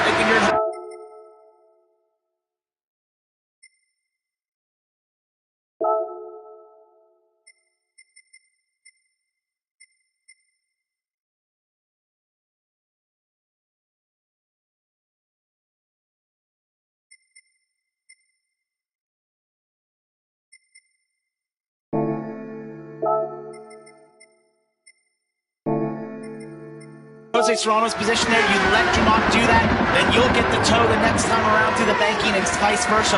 You'll swap positions lap after lap like we're seeing from those two. Estroza and Barbara battling. It might be for the last positions in this race at the moment, but it might come back into their favour later on. You can see them very close to one another. Valerio Gallo, again, not made too much of an impression on this race, but he's playing the long game here. This is what all of these drivers, Gallo, Estroza and Barbara, are doing. They've started on the hard compound tyre. They've gone ugly early, haven't they, really, here? Trying to make sure that they've got that tyre out of the way as soon as they possibly can, so they'll be on a quicker set of compounds towards the end of the race, whereas of course everybody on the medium tyres, depending on which way they go in terms of the strategy, will have the hard tyres to do at the end of the race. It's something you use in nightclubs in the UK. I'm glad that one translated. I'm glad that one translated across the pond. On the brakes they go in towards the chicane. Then look at Miyazono, who's all over the back there of Jose Serrano. And again, they're overtaking one another, they're changing positions, but it's nothing to get too excited about at this particularly early stage of the race, because you know that they're just giving each other racing room. They're not fighting these positions too hard, the ones that are being attacked, and they're just, again, waiting for the right moment to go, because it's when the pit stops come out, that's what nobody knows is going to happen, because even though you're on the medium tyre, doesn't mean they're all going to go for the soft tyres in the mid-stint. They might go for the hard tyres, or they might decide to play a different strategy. We have seen drivers doing 2 stops, we've seen some doing 3-stop strategies as well, which is a bit of a road call, I have to say, but sometimes it does pay off. But they're close to doing these front fours, actually getting away from Paul Europe, who's in 5th by enough again that he wouldn't have the draft anymore. He's just over 2 seconds from the leader, but about a second behind 4th place here. So if they continue to work together, utilizing the draft, they could separate themselves from Paul Europe and sort of have their own pack. Absolutely. Well, Valerio Gallo will be hoping to make some progress from 10th at the moment. He'll be he finishes there, more disappointed than the Rooster. He's just had his tonsils out, to be completely honest with you, but there's still plenty of time for this race to unfold. We're not even 1/3 of a distance through it as we ride on board here with Thomas Labousele. You can see there Takuma Miyazono as part of his routine, always listens to a particular song the night before every race, and it's always interesting that race drop. I'm not familiar with it, I must be honest with you, but I'll give it a go, to be honest, because Takuma Miyazono he's a quick driver, and I could probably learn a thing or two to pick up my pace. I would like something like that. Did you have any help there is? Do you have any superstitions when you go racing, like putting one boot on, or one before the other, or, you know? Yeah, no, I know what you're saying. I try to put the left on first. You do? Yeah. I always find it. Left glove. I'm exactly the same actually when I go racing, but to be honest, I'm so slow, it doesn't really make much of a difference. Anyway, side by side with Serrano versus Drumont as they change positions once more down the start-finish straight and into turn 1. Miyazono and Labousele very close to one another behind there as well. And you can see Labousele, again, he's just looking a bit threatening, and Miyazono picks up a penalty then. 1 second penalty for that collision that we saw earlier on with Kyle Brun. I think that's a correct call in a lot of respects. You know, he was there, he didn't give him the room. On the exit, he drove into the left rear of De Bruyne and spun him out, so you get a penalty. Yeah, it's a shame for De Bruyne because he's sort of spoiled his race there, really. I mean, he's on the coattails of the likes of Sasaki, etc., but it's not where he should be relative to the pace that we've seen for him, and that's how different these events can be. You know, last time out in Berlin, he was on for his first podium, and he was absolutely delighted with that after having fought for it for such a long time. And it's sort of 0-0 stuff here, this one as well. Now, for Takuma Miyazono, he's got that penalty, so he's going to drop behind Labousele, of course, but it might drop him even behind Paul Europe because they're not too far adrift. And that penalty zone is at the quickest point on this circuit. So we're coming through in towards it now. You'll see the 2 yellow markers either side of the track, and you lose, of course, that 1 second in terms of the penalty time, but you also lose that time getting back up to speed there as well. So Labousele is going to fire past like Miyazono just stuck the handbrake on. Wow. And there he goes. It's going to be a huge penalty. Yeah, so he drops down then behind Thomas Labousele. And where is Ure? He's right on his gearbox then, just a 1/10 of a second behind. Labousele's profited from it. He's up into 3rd place. Our first pit stop takes place meanwhile. Inestrosa from 12th and last in this one has pitted from the hard tyres. Now, where does he go in this? Does he go for the mediums? Does he go for the soft compound of tyres? And crucially, when's he going to take some fuel on board as well? We're quite early into the race, so not really too much point, but this is the moment that cost Miyazono and also De Bruyne as well. And there's the penalty that Miyazono just served. And you can see there where Miyazono just went to the right at the same point that De Bruyne was going left. It's just a classic collision here, but he was definitely in the wrong, not giving him the racing room he needed. No doubt about it. Inestrosa then onto the medium compound of tyres for his first of 2 pit stops at a minimum in this race. So he'll now be on the same tyres as the majority of the field in this one, but of course they'll be significantly fresher than everybody else at this stage in the race as well. You can see that there. 40% of the rear tyres are left pretty much for all of the drivers inside the top 10 that are on the hard compound of tyres, whereas Inestrosa a brand new sort of fresh mediums. They're going to feel so lovely compared to the hards he was on. And you know it's super speedway racing in NASCAR. When you race at Daytona, you want to pit in a pack because you want to utilize the draft. You don't want to be out there by yourself. I think this is very similar, and we'll see many of these drivers try to pit together because they're going faster utilizing that draft than they would be just by themselves. Even if you've got those better tires, you want to have to utilize the draft to turn really fast lap times. And you can see these drivers at the sharp end of this one here, Parker. Obviously, they're all working together at this point. They're in a race with their shoelaces tied to one another here at this point, but eventually they're going to have to undo those shoelaces and start fighting. It's loads of time still left to go in this one. This is one of those races where you see 12 lead changes and it's like, wow, that sounds awesome, but it's not the full story. They're working together, utilizing those lead changes to have the fastest lap times and not slow each other down. You can see exactly what it would mean for Jose Serrano if the checkered flag fell now, though. It would be another 6 points in his arsenal, and it would give him quite a commanding advantage as we go into the World Finals. And, fair play, because he really would deserve it, but there's so much time left to go. And I suppose if you're the likes of Kylian Drumont and Thomas Labousselé here, how do you play this in terms of your strategy for this race? Because do you follow what Serrano's doing in the hope that you'll keep track position? I would, personally, just utilizing the draft, being able to follow him, knowing he's the fastest driver here, most likely the winningest driver of the season. You think, if I follow him, with the draft, you don't know what can happen, what you can pull off in that final stint, so stay as close to him as you can. There's no reason to try something different when you're this close and have the draft in your favor. Just to give you an idea of the difference in pace between Angel Enestrosa and the sharp end of the field. Last time around it was 1:28.8, which of course wasn't a full flying lap because he was out of the pits. That was an out lap for him over the course of that one. But just to give you an idea of the first sector, he was about a second or so clear of anybody else last time around. So really impressive stuff there for Jose Serrano, and we'll see what it means for him later on. Barbara and Gallo, they managed to extend those hard tyres a little bit later on. They pitched a couple of laps after Angel Enestrosa here, which means their tyres, whichever they go on to, will be a couple of laps newer. So it'd be interesting to see how that works out for them, because we did see that in the Manufacturers' Cup earlier on this evening. I won't spoil the result for you if you haven't caught it. I do implore you to go to do it, because the racing was spectacular. But we saw some drivers pitting early, and ultimately they ended up paying the price for that because they lost track position. They did, but if you can turn the fast lap times after this, especially on those tires, that's going to help you. The hard part is that these leaders are continuing to work together and utilizing this draft, because that's just going to make it tougher, even if you're by yourself on better tires, to make up that time. Maybe as I look into the lap time, you can get close to their lap times, but to be faster than when you're on those tires, to make up that time and make up some track position is going to be a really tall task. Yeah, no doubt about it. On board then we ride here with Thomas Labousselé with that relatively clear view down towards the first corner.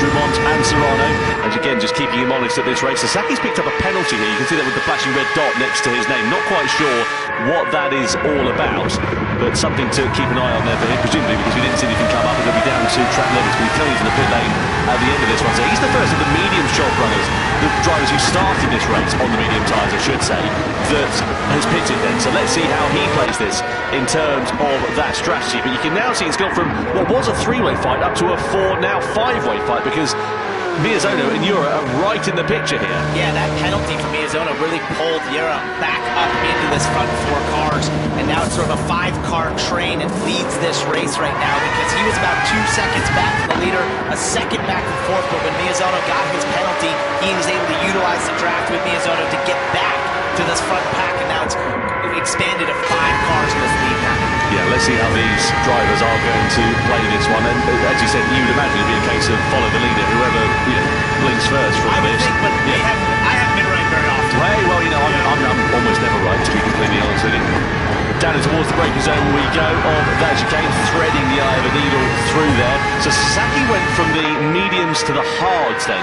So if you're the drivers that are up ahead of that, are you going to go and do the same? I suppose that's the risk though, isn't it? You go to the hard tyres and sort of deal with that pain in the middle stages of the race, which then would leave you the soft tyres at the end of it. But if you do the reverse of that, of course that would leave you vulnerable in. So it's so difficult to work out. This is all going to work out. Obviously you've got fuel to consider in this one. Whoever is, might be saving fuel. If you're the likes of Thomas Labousselé, you're just sitting in the slipstream, maybe you can do a bit of lifting, coasting, save a bit more fuel, save maybe a couple of seconds on the pit stop, which could give you track position after it's all worked out. I have to think Labousselé is doing that, because I've watched him continually have the chance to go by Jose Serrano here, poke to the outside. He chooses to stay right behind him. See some Carranza on pit road right now, going to the hard tire, and I think that's, for him, Labousselé there riding, that's definitely his thought process. As I'm in the lead pack, my advantage here would be, how can I make that pit stop the shortest amount, or not have to take much fuel at all by staying here in the draft and saving fuel. Yeah, more medium shot runners, Carrazza and Cardinal going on to the hard compound then in the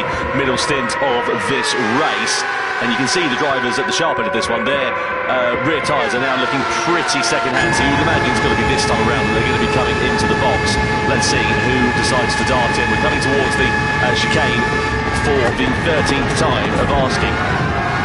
Threading it through there. You can see the throttle trace right there as he got towards the bus stop, just feathering it a little bit before they got to the braking zone, just standing there right behind Drummond. Yeah, no doubt about it. They're surely going to have to come into the box then at the end of this lap. I think they're just going to be pretty much bound by circumstance then, really. And Drummond, as he is side by side here with Jose Serrano, there's a race into the pit lane here. He's trying to get track position to give him more position on the exit of the corner. Now, are they all going to follow the same strategy in terms of the tyres? Drummond, Serrano, Laboutelet, Miyazono, De Bruyne, all into the box for this one then, as well as Pol Ura. And if they all go to the hard composite tyre, it'll be all's fair in love and war. It'll be pretty even Stevens. But if someone goes to the soft tyre, plays a bit of a gamble, or maybe takes on some fuel at this stage, I don't think they're going to do it. I think they're just going to follow everybody else's strategy because, you know, though it might give them an advantage now, they'll have to take that pain a little bit later. And indeed, you can see Jose Serrano exiting this one in the lead, but with Laboutelet and Drummond right on his gearbox, then as they all filter out onto the race circuit and make their way through the hairpin for the 14th time after their first pit stop has now taken place. And that was such a sneaky move by Serrano after pit road, utilizing the drive, got to the outside, be side by side as they hit pit road. That gives him a little bit of advantage as they hit pit road to the line. He gets the lead out of the pits, now back where he wants to be, and on these hard tires, we'll see. This could potentially be a place where, with his pace, could he stretch that gap to the infield and maybe try and get away and break this track slightly? Yeah, it's so difficult to break a slipstream on this circuit, though. That is the problem, isn't it? Because it's just a slipstream style of circuit, really, where you're running to the checkered flag with drivers very close behind.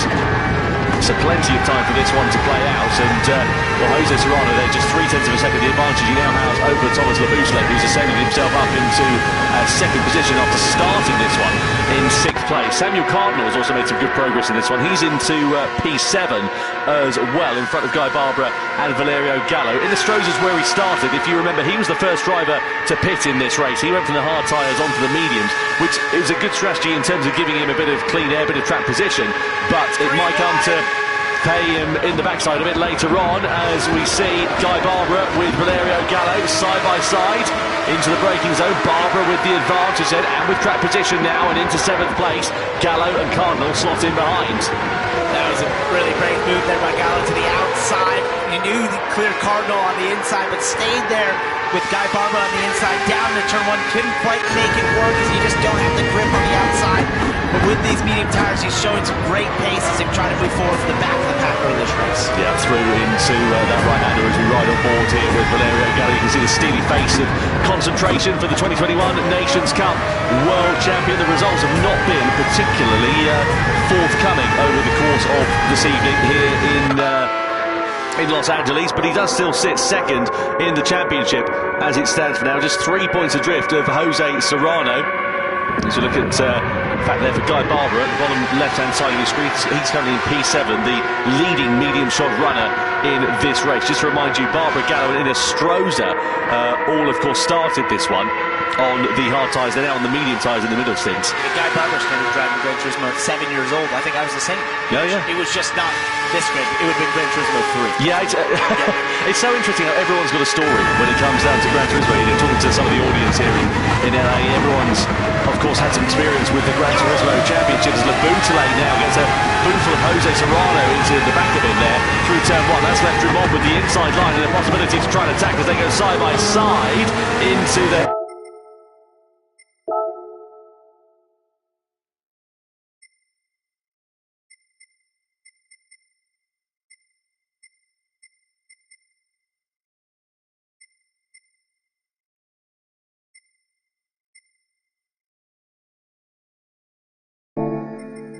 hairpin. Serrano gets it back and into second position. Ura's there in the background ready to try and take profit, as well as Takuma Miyazono, but now it is Laboutelet that leads for the first time of asking in this race.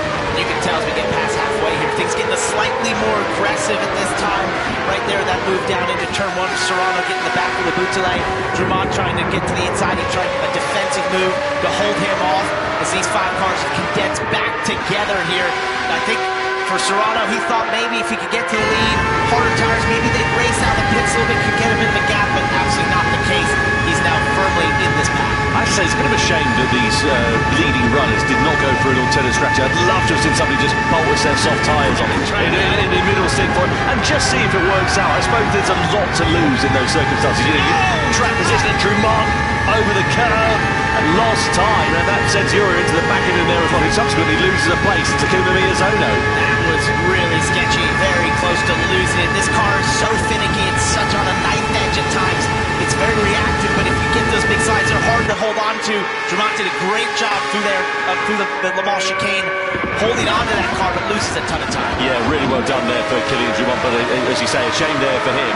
As a result of that, he's now down into 5th position. He's got a fair bit of work to do to catch up onto the back of Miyazono and of Paul Euro. And look at that, he's just put a bit of daylight between Serrano and the Boutle. Only about 7 or 8 tenths of a second or so, but just enough for them to not have to worry in their mirrors immediately behind. I don't think that means the top two are going to start attacking one another, but I wonder if they might be able to use that, get a bit of impetus, start working together now to build out a cushion over the likes of Miyazono, Euro and Drummond. Yeah, they enjoyed seeing that from Drummond there with that check up into Paul Euro, and it slowed up enough that Miyazono was able to go by there, give them just this little bit of gap. So we're starting to think at these points, maybe we can get a gap, but you just know if you don't make it happen through the infield, that draft will condense you all back together. Jose Serrano there with a bit of a lead over Le Boutelet. They're not quite drafting the way we saw earlier between him and Drummond. Yeah, he's starting to pull the pin now a bit, isn't he, here, Jose Serrano? And I wonder if that could prove to be a good move, because if he's able to get a bit of an advantage in a bit of track position, that would be a very welcome result. And I'd say track position in terms of just,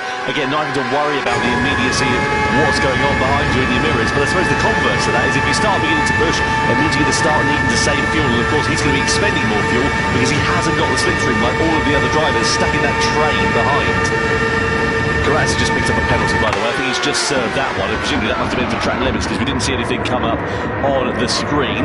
Been quite an anonymous race so far for Adrian and Karatz. De Bruyn and Sasaki under investigation for a collision there as well, so we'll pick the bones out of what happened there. But the upshot is De Bruyn is now down and into 10th position. Sasaki is plumb last by 4 seconds, and clearly something has happened there to the Japanese driver. It's not worked out at all for him. And you think for Serrano and Le Boutelet, they thought maybe they could get away. I'm starting to see that opportunity decrease right here as Miyazono gets back. Paul Euro getting up there as well. So I just think they were in that zone of maybe potentially doing such a thing, but it's starting to look like it's going to condense back together like we see majority of these races amongst these 5 cars being so in a very tight pack. So put me in the cockpit of these cars at the moment here then, Parker, because obviously we're in a bit of a quieter phase of the race. You know, in terms of the on-track action, they're not exactly dive-bombing each other at every corner. If you're Thomas Le Boutelet, Takuma Miyazono, etc., you're sitting behind the drivers in the lead of this race. What's going through your mind? How are you planning your sort of final third? I think at this time you're obviously assessing your competitors. Where do you think they're better than you? Where do you think that you could work and improve it a little bit? And also knowing when are they going to make that first move to get on those soft tires? When does that happen? Do you follow them? Do you try to do something different? Most likely you want to just follow the leader to get on those softs immediately, not let them get away. And so this portion of the race is just a bit of assessing at this time as you watch the Boutelet go to the lead over Jose Serrano. That same pass we see multiple times, and you're just trying to set yourself in a position where you feel like you can react to that pit stop, put those softs on, and be in a position to hopefully strike in that final stint. I suppose that's the thing, isn't it? Obviously, at other circuits where the slipstream maybe isn't so prominent, De Bruyn picks up a 1-second penalty for the incident with Takuma Sasaki, by the way, so he was clearly deemed as the aggressor. We didn't see exactly what happened, but yeah, just going back to that thought.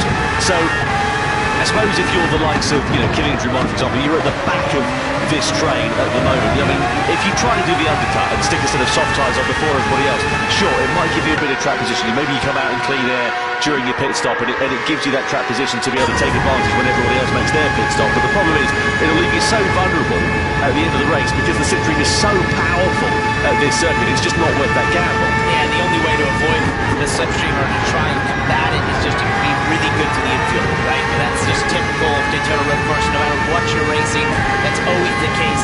You try to do all the hard work to the infield to get away, to not allow the driver behind to have the easy work of utilizing the draft through the banking sections, but it's just such a tall task. And if you go earlier onto those softs and put yourself at a grip deficit, you're most likely not going to be able to hold them off down through the oval portions. Side by side here with Serrano versus Labutale.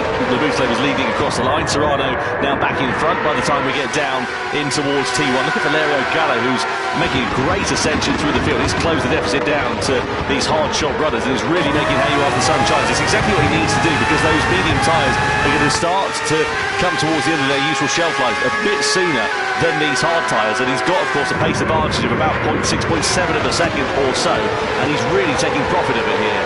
Is Valerio Gallo. He's made his way up through the field, up into 5th position, and he needs to do that, really, because if he wants track position, this is exactly how to do it while the field is all closed out. This has been an awesome drive by him from the back of the pack, using an alternate strategy, getting on those mediums with these drivers on the hards, and joining this front pack that now puts him in great position. He can hang on here to when you go and put those softs on. He's now in the fight for the lead. We talked about before the race, maybe he had to think about just how do I get in position to get some points. He's already done that if he can hold on to this position.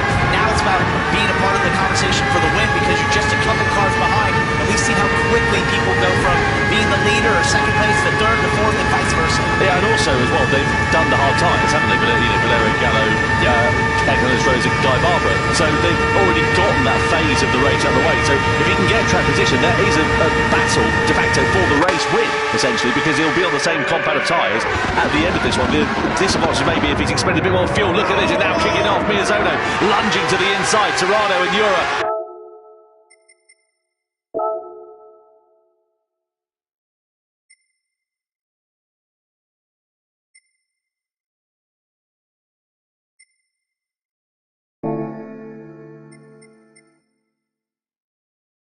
Also going 2 by 2 through the exit of turn 1. That's opening the door. Valerio Gallo is going to get a bit messy here as we come in towards the hairpin bend. Drumont's ready to try and pick his pocket there as well. Gallo's in the middle of a bit of a sandwich here, and he might come off second best, but manages to get himself now alongside Drumont for the edge of the corner, and Serrano bails out of that battle as we come and flick it through the left-hander. Gallo's going to have the inside line in the grip under braking, gets himself through and into 4th place. That was an amazing bit of driving from all of those concerned in the first sector, because it looked like it could have got pretty ugly, that one. And it put them all 3 wide in consecutive corners, and Serrano was the big loser of all this, being on the outside there of turn 3, the International Horseshoe. There's just no grip, especially if you're forced to the 3rd groove right there. He couldn't get accelerating, falls all the way back to 6th, and has really been at the front 2 positions most of this race. He has serious work ahead of him. Yeah, amazing job from all of those drivers, and for Valerio Gallo, he says he plays some fun, which helps him not get overloaded with training. I've known Valerio for quite a long time now, and he is one of the most calm, cool and collected characters in the Gran Turismo World Series, and also one of the most competitive. He knows how to pilot one of these machines, and he just does it for the absolute sheer joy of racing. Look at Ura all over the back here at Miyazono, but Gallo's coming through like a storm, pulls to the high side, goes to the outside. That's getting him a bit vulnerable, but he's got so much grip under braking, he's able to pull alongside Ura, and I think he's just going to have to bow out a bit on the exit of turn 1, which he does so. But if that doesn't show you the difference in performance between worn medium and worn hard tyres, I don't know what will. Like I say, the only question mark for Valerio Gallo is, has he expended more fuel relative to those drivers in front of him, because it might cost him a bit later on when they start making their final pit stops and have to take fuel on board. Let's have a look here at Miyazono then, Serrano and Labutale. This is going down towards turn 1, and Miyazono lunges to the inside of Jose Serrano at the start of this most recent lap. He's now just dropped down to 3rd place because Paul Ura is through and into 2nd. There's no safe place honestly. in the top 5. It's just constant movement, constant actions. They're all moving around and jockeying for position, utilizing the draft and firing down the inside certain corners, putting people in awkward positions. This is an awkward one right here. You gotta bow out of it right here. You can't go side by side through the bus stop. It's just not possible in the X 2019. You'll be way slower than you want to be on the exit. Blinking, you'll miss it sort of stuff. The medium shot runners have pulled a bit of a blinder in this race, actually, to be honest, because they started on the hard side, they got that phase out of the way, and now they're really taking profit because the field hasn't spread out like you might see in a more traditional style circuit, because of course the slipstream is just so powerful, the drivers just sitting in all of those straights. They've really been able to take profit in this mid-stage. It's brought a lot of them right into contention. As we're on board here, Valerio Gallo looks to the outside right now. His right rear tires really warns us about how long can he hold on. Oh, it's so tight through there. It's so tough to be side by side. Both competitors have to work together as they go down into the International Horseshoe. A bit of two for the price of one, going down into there as well. He went from 5th place up into 3rd place at the expense of Miyazono. Guy Barbara's there ready as well. This is going to start getting pretty scrappy before too long, and someone I'm sure is going to come off second best. We flick it through into the right-hander. Serrano's on the inside of Guy Barbara for 5th position. Gallo's there in 4th place. He looks pretty safe there for now, but as we come in towards the left-hander and come onto the banking, now we're going to start seeing the slipstream, and now we're going to see Guy Barbara getting right into contention for this one. Inistroza, Cardinal and De Bruin, by the way, have all gone onto the soft tyres for their final stint in this race. They'll have taken fuel on board for that pit stop there as well. Through the banked left-hander we go as we head down in towards the Le Mans chicane. 2x2 at the sharp end of this one for the lead. Leboutelet versus Paul Ura. Into the braking zone we go. Leboutelet, the victor on that occasion. He holds on to the sharp end of this race. And what was a 5-car pack has extended into a 7-car pack here as we get towards this final pit stop for the soft tires, happening any moment here. Yeah, it's going to be any time now. These drivers are going to start coming in as they do. There we go. So into the box for Ura, Leboutelet, Miyazono. And look, they're all following suit. They've got no choice. They're now bound by circumstances here. And the crucial thing is they're all going on to the soft tyre for the end of this race. But look at the fuel difference there. Serrano, he's managed to save fuel. He's got, what, 5 litres more than some of the other competitors. Gallo, for example, 22 litres. And it's 3 litres per second more refuelling time. So that's going to cost him time and possibly track position there here for Valerio Gallo. So that's what I was saying about that being the question mark over the latter stage of this race. So though he's gained track position here, it's going to leave him with a bit more work to do in the closing stage of this one. Now Ura has taken advantage of having saved a bit more fuel, and he goes through into the race lead against Thomas Leboutelet. Miyazono's in 3rd. Gallo is into 4th position, ahead now of Jose Serrano, Kilian Drumont and Guy Barbara. So 7 cars in the battle for the lead with just under 6 laps now to go. Serrano was the big loser in that whole sequence there.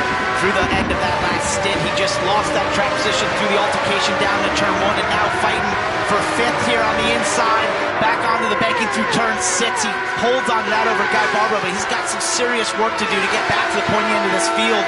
It's going to be a tall task to navigate himself back up to that lead pack. They've got a bit of a gap now, and then make some passes. Yeah, it's starting to splinter off here, hasn't it, really, from being that 7-car battle. It's sort of gone from a 7-car down to 1 4-car battle, and then you've got that gap of about 7/10 of a second, but it takes that one moment, that one mistake, and it goes from that 4 right back up to that 7-car battle, especially if these top 4 start squabbling amongst one another. If they start knocking 7 bells out of each other, then you've got a real... Exactly, that's what I mean. You've got a real battle on your hands. And I have to say, Valerio Gallo, I thought he was going to lose a bit of track position here, courtesy of having less fuel on board, but it's worked out really nicely for him. So maybe he underfueled his final stint. Maybe he should have put a bit less fuel on board. He's calculated this one a bit more accurately than some of his other competitors, and that's why he's into 4th place and didn't drop down right to the end of that train of drivers. And he's got the benefit of riding here behind these couple of drivers, utilizing that track to maybe make up for a little bit of that difference here, and then have enough to be able to strike later in those last few laps, because he knows he's timed out the fuel perfect. Plenty of time for things to change, but at the moment, Jose Serrano's lead will be whittled down to just 2 points going into the World Finals in Fukuoka in December. You can see just how close it is here in terms of the battles. And then that's the thing, though, for Jose Serrano, he's in P5. He's won both World Series events so far. But you can see just what a difference it would make if he only gets 2 points on the board here tonight. 25 laps in this race, 8 cars in the lead pack right now. This is anyone's race, especially if they get to start dicing it up and side by side anytime. All these drivers wait for the chance to strike. Yeah, that 4-way battle is starting to just get reduced down ever so slightly, because Jose Serrano is not too far adrift. He's only about 9/10 of a second away, which might sound like a fair bit of time, but it's definitely within the slipstreaming range, and he's got enough time to continue closing that deficit down. And look at that, in fact, he's now gone to 2/10 of a second, so yeah, exactly that. Yeah, Miyazono to the outside, Leboutelet in the middle, Ura on the inside, Gallo's there ready to try and pick his pocket as well. In we go to the first turn, Ura on the inside, Leboutelet on the outside then here, side by side with Serrano versus Miyazono in the back grabber position as well. Oh, Miyazono with a big lunge to the inside, contact, bang, into the side of Leboutelet. Serrano's going to get shoveled to the curb on the outside. That's going to cost him drive. It's going to cost him a place to Valerio Gallo and also Guy Barbara there as well. Miyazono's now through into second as we ride on board with him. Barbara is on the outside here. Well, I thought it might be a couple more laps before the gloves started to come off, but, well, they come off and they're throwing the kitchen sink in it already. So elbows out here right now as we go through the infield. And a little bit into Barbara there from Drummond. there's a hip check as they got onto the banking right now. 3 wide here for the 4th position, and Serrano watches all this, just trying to navigate through it. He continues to lose positions. Yeah, English Rose is coming right into play for this one here as well.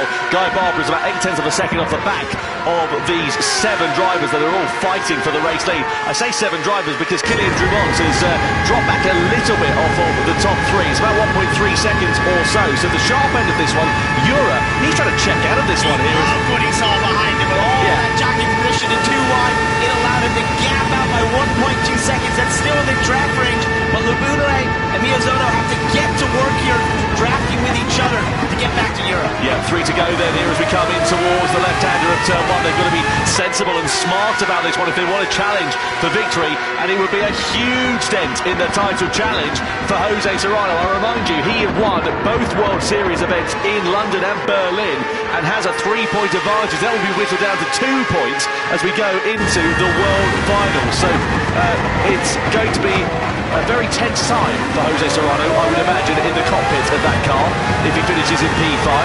But again, there's still a bit of time for him to try and turn around those fortunes. Oh, Euro's just got 2 more tenths on that lead right now, up to 1.4 seconds.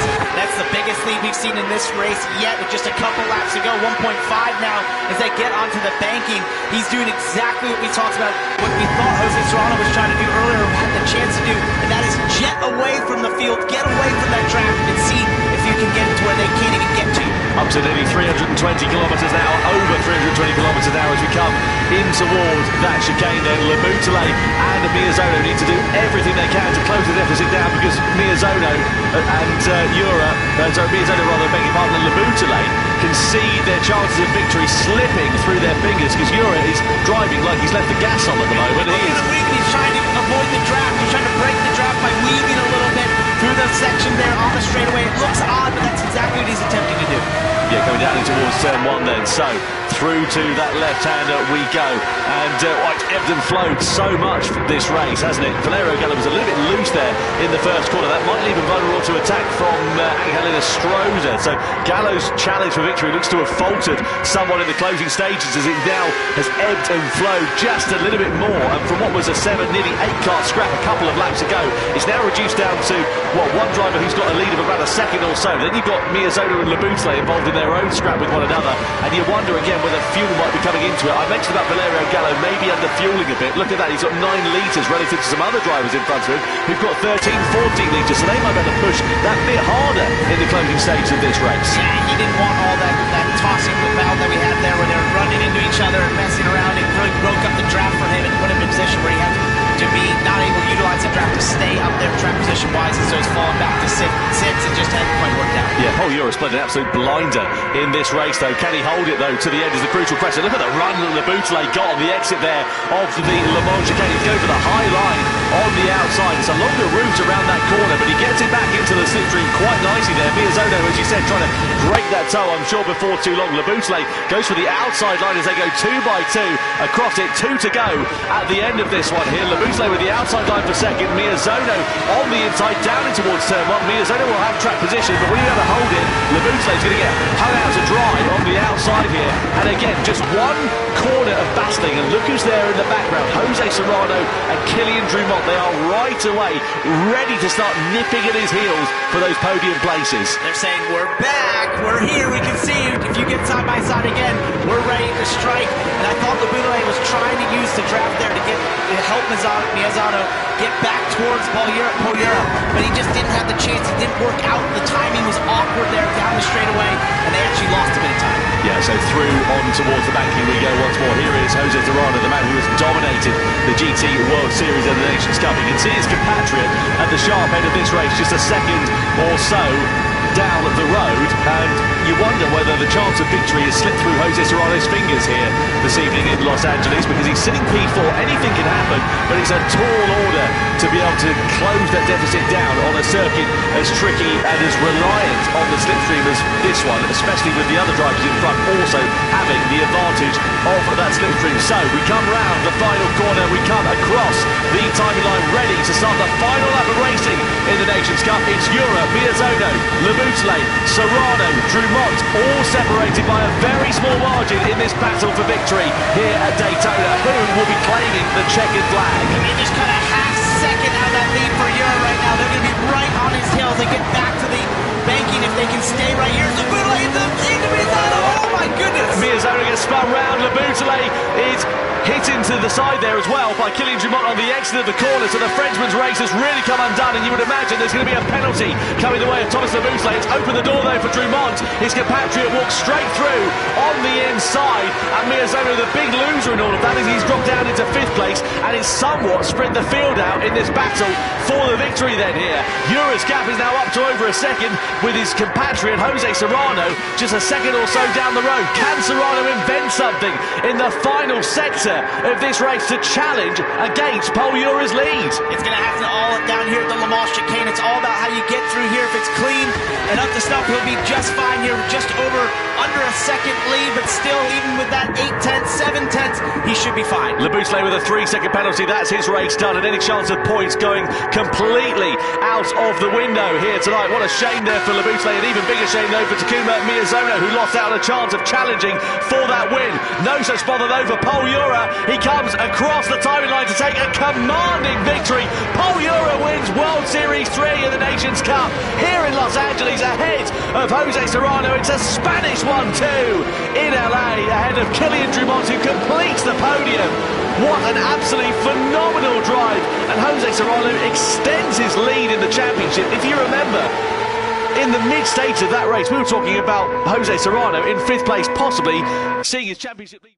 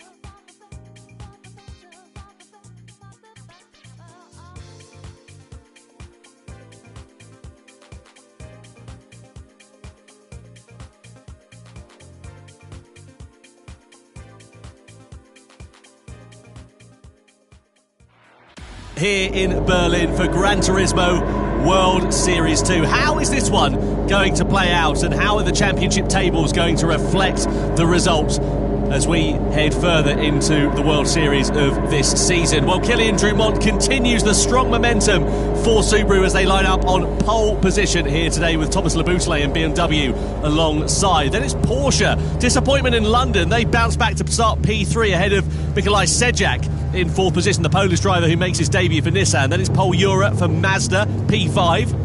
Valerio Gallo in the Honda NSX is 6th on the grid. Lucas Binelli lines up P7 for Mercedes AMG, and Al Flair with the Saudi Arabian driver for Toyota, P8. De Bruyne lines up P9, and then you've got Giorgio Mangano in 10th position for Lexus. João Jesus for Ferrari in 11th position, and Jay Murphy, the McLaren driver. A lot of support for him here tonight. And now, of course, our first look at the tyre strategies for the first time. Now, we can see the top two, Dumont and Labutale, they've started on the soft competitive tyre, which to me indicates that they're going to try and make a break early. Well, yeah, I mean, we've seen the pace from Dumont in qualifying, and of course Labutale, both very quick over a single lap.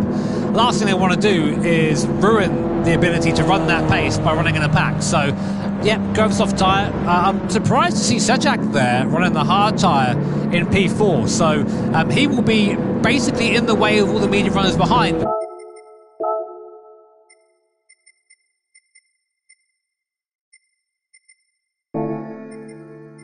The longer he can keep him there, the better for his race. So definitely some strategy in those tyre calls already. Yeah, it seems like he's sort of trying to go ugly early, as it were. Get those hard tyres out the way as soon as he possibly can. Hold the pack up while they're all quite close behind and see whether he can use that to his advantage. Well, let's see what will happen. Who has called the strategy right? Who will be taking the checkered flag and those all-important 6 points? We're about to find out as Gran Turismo World Series 2 for the Manufacturers' Cup here in Berlin is underway. Drummond and Subaru lead them down towards the first corner, followed by Laboutelet and then Serrano and then Sejak in the Porsche and the Nissan respectively. Don't expect any dive bombs down into that first corner, but Serrano closing up. I say that, there are some dive bombs taking place as Jura is making hay whilst the sun shines. He's already on the attack against Sejak, but Sejak goes back through on Valerio Gallo as well as Jura, back up into fourth. So moves being made in the mid-pack there, and Sejak looking a little bit vulnerable as we expected on those hard tyres. Yeah, Sejak there showing Jura the outside of the circuit, really hard defending early on, but you're seeing the difference there, those hard tyres. They take a while to fire up, they're going to be cold right now. When they're cold, they have less grip. So right now, Jura, Benelli, Gallo all making advantage of the fact they have a softer compound, is up to temperature quicker, and they're just able to drive by him like he's standing still. You can argue maybe that's not a bad thing because they're not going to snobble so much, but if you're Sejak, you've gone from 4th to 7th in about 3 corners. Yeah, losing track position means, of course, you're going to have to gain that a little bit later on. You can see fairly robust driving from Sejak coming through the Michael Schumacher-S there as well. He's just got Alifa in the Lamborghini right behind him, who's on the medium compound of tyres. Then you've got 3 other hard, sharp runners. Meanwhile, sharp end of this race, nothing really to report from Drummond and Laboutelet. They've cleared off about a second or so ahead of Jose Serrano, as one would begin to expect. First corner incident here is under investigation, as we can see on our screen as well. We'd love to get a replay of that and see exactly what happened. We did see some dive bombs to the inside there for Pol Jura, but was there a bit more that meets the eye that we perhaps didn't quite manage to make a break of? Either way, we go on to the Nordschleife layout for the first time, and it's Drummond in front from Laboutelet, and now is where those soft tyres on these medium speed corners are going to be really having their advantage. Yeah, and you wouldn't know the GP circuit is in any way related to this track. When you get onto it, it's completely different.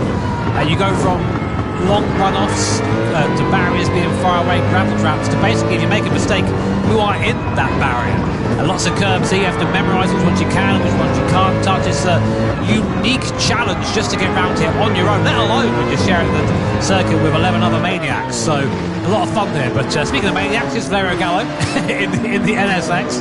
Very, very fast driver and trying to close the gap between himself and Jose Serrano. So Serrano is the leader of the medium runners. This is something you have to keep an eye on right now. As we go to the front of the field, Drummond having to try and defend from Thomas Laboutelet. He's going to look maybe around the outside here. Not really a spot to get that done. But again, we're seeing the Achilles heel of that Subaru. The BMW able to drive up to the back of it, but decides better of it as Thomas Laboutelet. He's going to stay in second place for now. Drummond a little bit deep though going into that right-hander. I wonder if that might have compromised him a little bit, but he's certainly feeling the pressure here of his compatriot. The 2 Frenchmen at the sharp end of this race, and you can see how Laboutelet is able to use that slipstream to his advantage to close up. I don't think he's going to invent something into this section of the circuit, because it will both send them into the barrier, and indeed Laboutelet thinks better of it. But the question is here for Kylian Drummond, how long can he keep Laboutelet behind? Is it going to cost them time though as well? Because Serrano's there, 2 seconds off the back of them. If the top 2 start squabbling amongst one another, all that's going to do is bring them back into the gap that they've created and bring Serrano Gallo potentially into play for this. Yeah, think of the long game here, because everyone's got different strategies, everyone's trying their own little thing here. So I think if I'm Thomas Laboutelet in that BMW, I'm thinking, right, okay, I know I'm going to pass this guy on the back straight if I'm within half a second. So I'll just stay there for now and let this guy pull me along, because in the feed-through route is super quick. Anyway, back to T1. I think there was an incident here with Giorgio Mangano. Contact there. Oh, there's a Supra there. Toyota getting spun, kind of brilliant, but then Mangano gets spat out by João Jesus there, so I'm not quite sure. No further action from the stewards. I think that was just everyone trying to go for the same bit of tarmac there, didn't they? It's difficult, isn't it, when it concertinas up in corners like that, especially in the first corner, and you know it's not particularly wide part of the circuit. It really does bottleneck up. So I guess race direction just deeming it, first corner dramas. Don't do it again.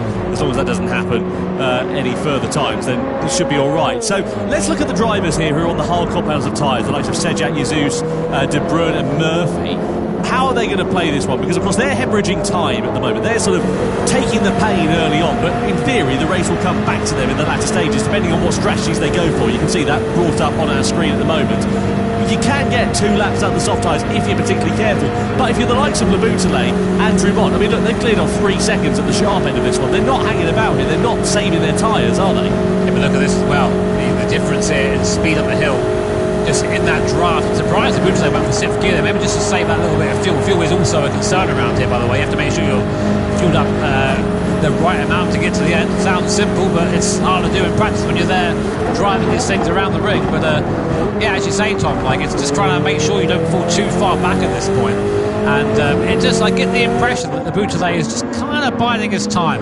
We see the background there, Jose Serrano. That is the gap visually to third position at the start of those medium runners. So for the carousel for the first time, great bit of racetrack there. You really feel the car fighting for its life through there, and Gallo there leading the charge for 4th place onwards. But I say, if anything, falling back from Serrano a little bit. Yeah, it's going to be interesting to see how this one plays out, because I was mentioning about the hard shot runners, you know, damage and imitation for them, but exactly the same story for the medium shot runners. You've got now 3 sort of sets of drivers, all in their own group, all running their own strategies, and this is what happens in the Manufacturers' Cup when you have races like this, is that, you know, they're not necessarily the most action-packed ones in the first couple of laps, but towards the end, once all the strategies all work out, the fuel stops, the tyre saving, and so on and so forth, once they've all taken place, you get a really exciting crescendo to this race. So the likes of Drumont and Leboutelet, fine, the race is great for them in these early stages of it, but the latter stages, they're going to be taking that pain that the drivers on the medium and the hard runners are suffering from now, so they're going to be slower towards the end of the race, and the converse for those behind. Yeah, coming through the last third of the Nordschleife. Now, my favourite bit of racetrack this, it's just so fast, so flowing. You have to really trust the car through here, especially through this section here. You come over the Flansgard jump, you see it coming off the floor there, and then you're met immediately with the Stefan Beloff S coming up now, where the car just skips all over the place. You almost have to just trust in that mysterious aerodynamic thing that you can't see, but it is there, and then just thread the car through the curve. This exhilarating piece of racetrack, but it is very much one at a time through there, as Gallo has pulled away slightly from Paul Ura. Now, what I'm interested in seeing now is whether Drumont's managed to gap Leboutelet, which he has a little bit, a second now. That is kind of getting out of draft range. That might mean Leboutelet won't be able to pass here going down towards T1. Yeah, let's see whether Leboutelet can use the straight line speed to his advantage if he can close up, as you say, from that gap that has been created. What about Lucas Benelli, Mercedes AMG? Benelli, we can see him there, very interesting.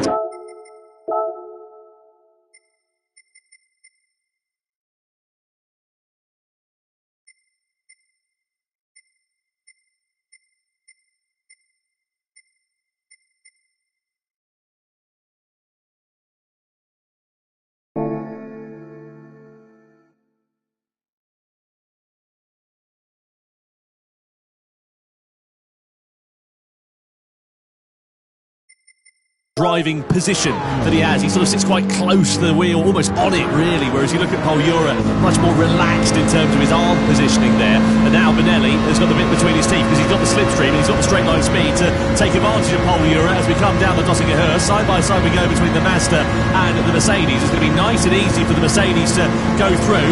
But what about, yeah, exactly that, what I was about to say, the Honda, because they're going to get boxed in here. Valerio Gallo loses 1 place, loses 2 places potentially, because Paul Ura is now side by side with Gallo as they come up and over the rise. It's always a bit tense and a bit sketchy coming through here 2 by 2, but Gallo just decides to not fight it too hard as the top 2 at the sharp end of this one come into the pit lane at the end of the first lap off the soft tyres. Now, which way are they going to go in terms of their strategy? Yeah, fresh set of the virtual Dunlop tyres going on. First time, our first Dunlop pit stop, I think this is, Tom. So cool to have Dunlop, of course, now is official partner of the Gran Turismo World Series. What's going on though? So softs come off, mediums go on there for Drumont, same for Leboutelet as well. Kind of Bruin coming in, getting off those hard compounded tyres early, only doing 1 lap on those. So I guess going for 3 on the medium then, or 4 on the medium, it must be.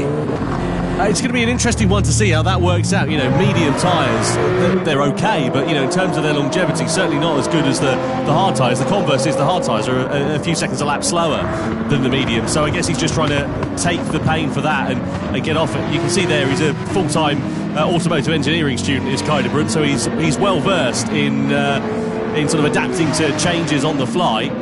And let's see whether that's one that will pay off for the Dutchman, who, of course, as we know, is still seeking his first podium in the Gran Turismo World Series. Meanwhile, sharp end of this race is now occupied by Jose Serrano, who's in the lead. Lucas Benelli, who, of course, we saw getting ahead of Jura and Gallo down the Dottinger at the end of the last lap, now sits in second in the Mercedes-AMG. Jura's into third. Gallo's here, just keeping a watching brief in fourth place.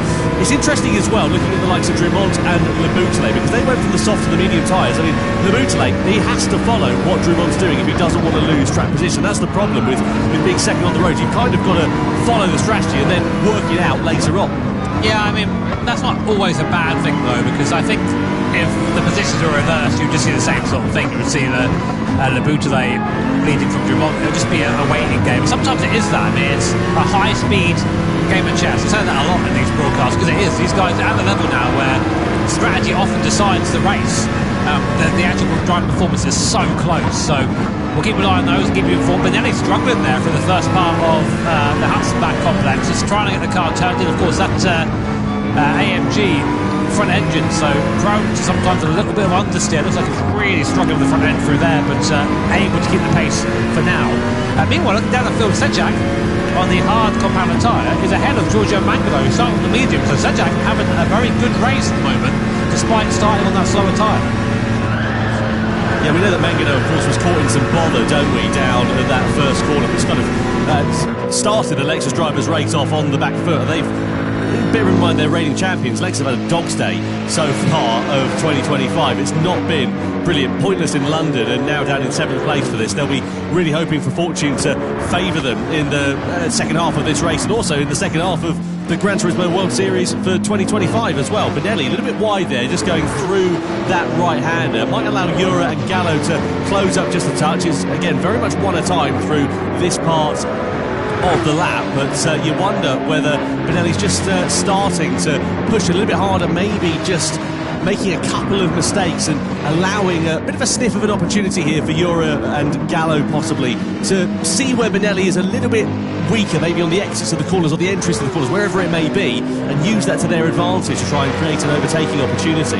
Yeah, I get the impression Benelli actually is maybe holding these guys up a little bit at the moment. We'll see though. He needs to try and bridge that gap, because we know Paul Jura will go for a move, we know Gallo will go for a move if he sees one there, so always one to watch out for. So Serrano it is at least 2.5 seconds to the sharp end of this race. He's still got the three hard shot runners of Sejak, Jesus and Murphy, the three newcomers, 3 out of 4 newcomers who are racing in this one. I have to say, Nafir Al-Flia, the Saudi Arabian driver making his debut in this event, is doing a great job of things in the Lamborghini, currently sitting in P5. Meanwhile, this is Mangano returning the favour on Sejak, just coming through that left-hander. Yeah, I think I saw the indicator on there. Sejak just basically saying, yeah, go on, mate, off you go, don't worry about it, pull me along. And yeah, there they are. Jesus there as well, of course, right behind Sejak. And man, that's that 458. I haven't heard a V8 Ferrari like that for a while. Sounds great, that thing, doesn't it? Yeah, well, you would say that, now that you've just gone and bought one. And it's not a 458, but a Ferrari V8. All right. No, it's a cracking sounding car. It's a 9,000 RPM out the box, that car. It's the last naturally aspirated V8 Ferrari ever made, and probably likely to have ever been made as well, with Jesus behind the wheel, piloting it in 8th position. Meanwhile, 2nd, 3rd and 4th still running nose to tail with one another. Benelli ahead of Jura, ahead of Valerio Gallo as they come over the rise. So all pretty steady at the sharp end of this one, but Serrano doing a good job of having built a gap actually to the trio of drivers. I say fairly steady because Jura is now on the attack against Benelli as they go side by side, and the door is going to open in for Gallo. There's a bit of contact in the mid part of that right-hander there as Benelli just sort of almost they merged into one. The upshot is the Brazilian driver drops 2 places. Yeah, I mean, I saw that coming. I think now these guys have been waiting to sort of be released from Benelli, and I think we're probably going to see Benelli fall to the back of these guys now. He had a good effort having the Mercedes up there. We just haven't quite had the same level of precision and pace as these guys early on. So keep an eye on Paul Euro, keep an eye on Valerio Gallo to go through the carousel for the second time. Still more than half of this race left, so a lot can happen at this one. A lot of pit stops still to come as well. Big question really is whether a lot of these medium runners are they going to box at the end of this lap. Yeah, it's interesting looking at the safety times. They all look pretty good out there. I mean, they're not going to be as quick. Oh, as Drumont is a little bit deep there with Laboutelet all over his rear wing, and I just wonder whether Drumont's mistake is just going to give the opportunity here for Laboutelet to try and attack, and is he going to use that to his advantage? Where are they up the road to Murphy? About 1.3 seconds away from the Irish driver, so that could come into play here as well, because Murphy's on a slower compound of tyre. It could be a bit of a cork in the bottle. It might favour Laboutelet, it might favour Drumont if it works out, really. Let's have a look at what happened meanwhile with Benelli. So you've got Ura here on the outside. We're in a flat out part of this circuit, and then Gallo is going to get a bit of a biff. Does a very good job to keep it on the straight and narrow. The upshot is, though, as we said, Benelli losing 2 places. It was fine. I think it was fine. It's just hard racing, you know. They both came out okay, and I think that, yeah, no overreaction from my point of view anyway. But I'm not a steward, as much as I try to be. Oh, Drumont on the inside there of Jay Murphy, and now this is important here for Thomas Laboutelet as well. He needs to get ahead of the Irish driver in that McLaren as soon as he possibly can, because all the time he's stuck behind him, he's losing track position, losing time that he's then going to have to gain back up later on in the race. And is Murphy going to have anything to do with defending it? He is. He sort of parks the car on the apex there, denies an opportunity for Laboutelet, so this is music to the ears of Kylian Drumont. Side by side they go. Laboutelet's got the inside line and surely will now finally take the position, but you know, he's lost about a second or so in relation to his compatriots. Yeah, that is going to be huge for BMW's race there, because now they've lost that slipstream, they've lost that toe, and will he be able to get it back again? We know that Laboutelet has pace in that BMW, but hasn't got enough to claw back the gap to Kylian Drumont. This is the best pace for him down the straight here. That BMW does have legs, the Subaru does not. So let's see, but Drumont already now coming up to the back of the guys who haven't pitted so far. Oh, but Benelli back past Gallo. Yep, so Benelli on the attack against Valerio Gallo, coming down the Dossinger Her then. So the 2 medium shot runners still squabbling for position. The Mercedes is ahead for now, but what about Gallo in that Honda NSX? He's going to try and retaliate at the end as we come through the fast left hand, and we've already seen side-by-side action between these two. It just about stayed clean last time. This time, Benelli is able to hold firm ahead of the Italian as Serrano then comes into the pits from the lead of the race. Are the other medium shot runners all coming in? Looks like they are, aside from Valerio Gallo. He's decided to go for another lap. Yeah, interestingly, I think that this is where the strategies are going to start to diverge. And so Knife Alfala doing the same thing as well, also going for the... So this is interesting, actually, because we were talking about this to Mikael Hizal yesterday, who is very much involved as part of balancing the performance of these cars. And he was saying that the mid-engine rear-wheel drive cars, i.e. the Honda NSX, the Lamborghini, etc., they're a bit easier on their tyres compared to the front-engine cars, like the Mercedes, like the BMW, for example, so, like the Lexus. So maybe they're using that mid-engine layout and they've just got a bit more tyre life in their pocket compared to their competitors, and that's what is giving them the comfort to carry on. Yeah, but the downside to running those mid-engine cars is they're a bit nicer on turn and they rotate better, but of course that means they're a bit more sketchy. They tend to wear the rears a bit quicker as well. So Gallo might be leading right now, but he's going to have a car that's going to be handling.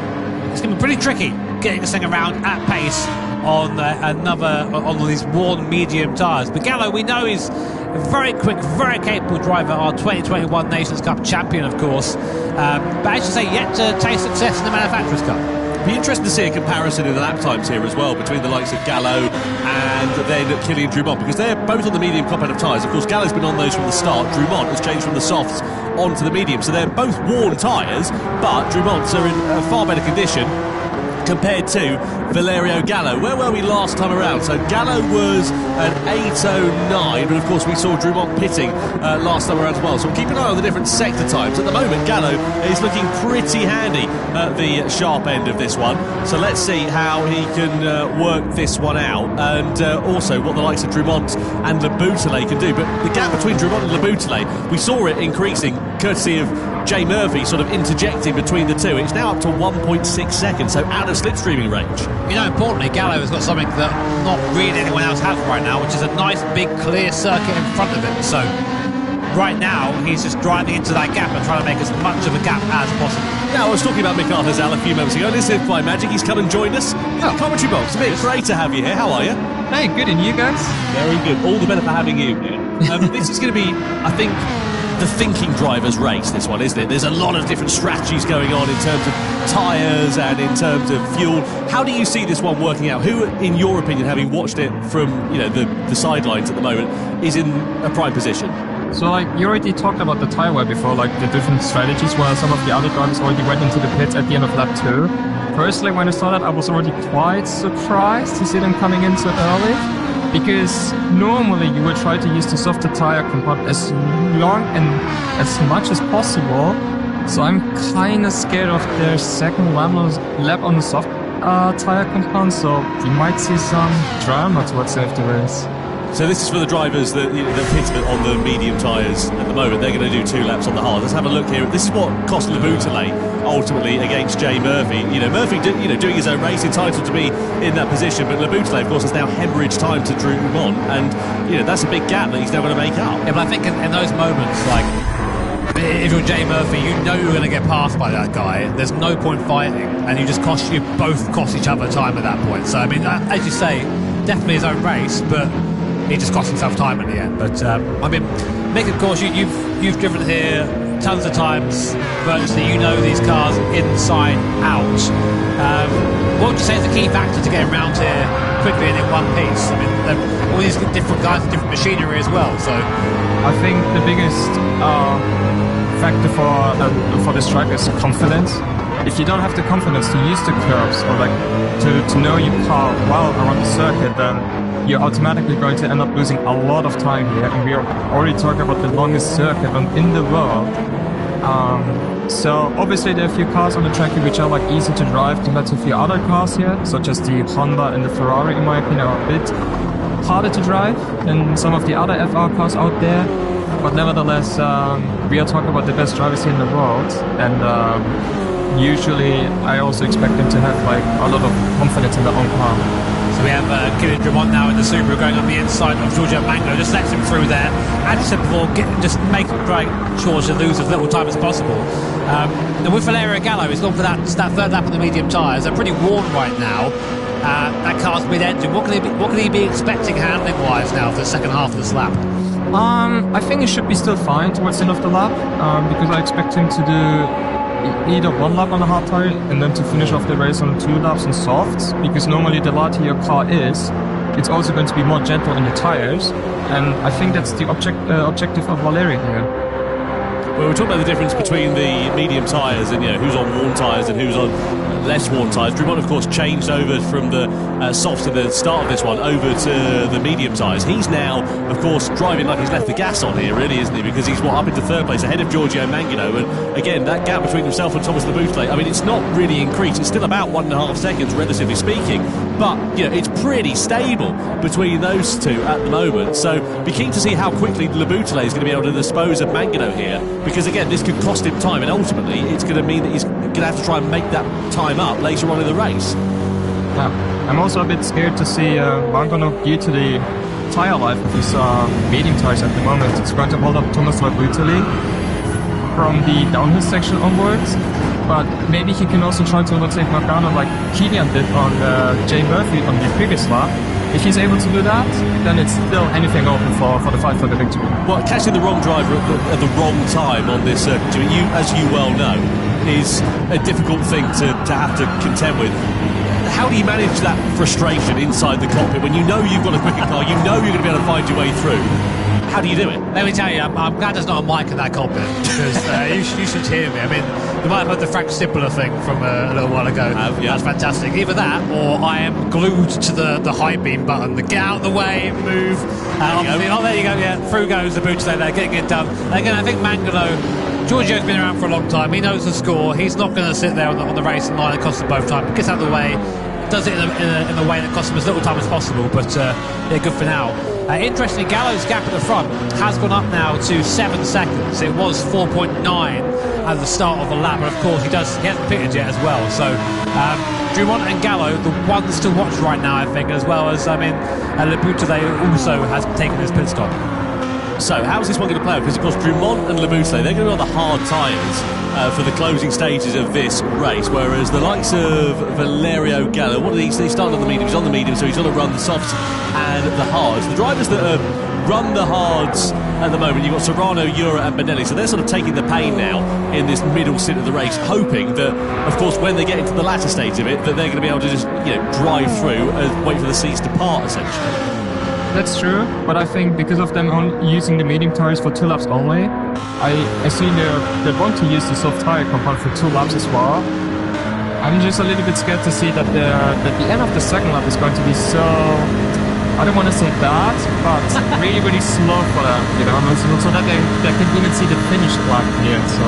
I'm looking at the closing speed here for Leboutle on Alflia, then going through on the Dottinger up into third place then for Thomas Leboutle. So those are your 2 effective race leaders here, Drummond and Leboutle at the moment, though they're in second and third on the road. Of course, Gallo, as we know, still has a pit stop. He makes that pit stop now. Goes for the medium tyres. Which way is he going to go in terms of this one? Surely it will be hard tyres for a middle stint and then soft tyres towards the end, or are they going to ignore that strategy and just do something completely different? Let's see how it is going to work out. Either way, Gallo has gone a lap longer than some of his other competitors, and it seems to have made it work okay so far, and he actually goes for the soft tyres, so he's going to have the hard tyres at the end of that one. Is that the way you'd have gone, Mick? Wait, I'm just realising, Kenya and Thomas started the race on soft tyres, right? Yeah. So did they only do 2 laps on mediums? Let's have a look. They did 3 laps on mediums, according to one lap on soft tyres, then change up to the medium tyres. Okay, then I was just seeing something wrong. My bad, I apologise. Don't worry about it, we've all been there. What are you doing?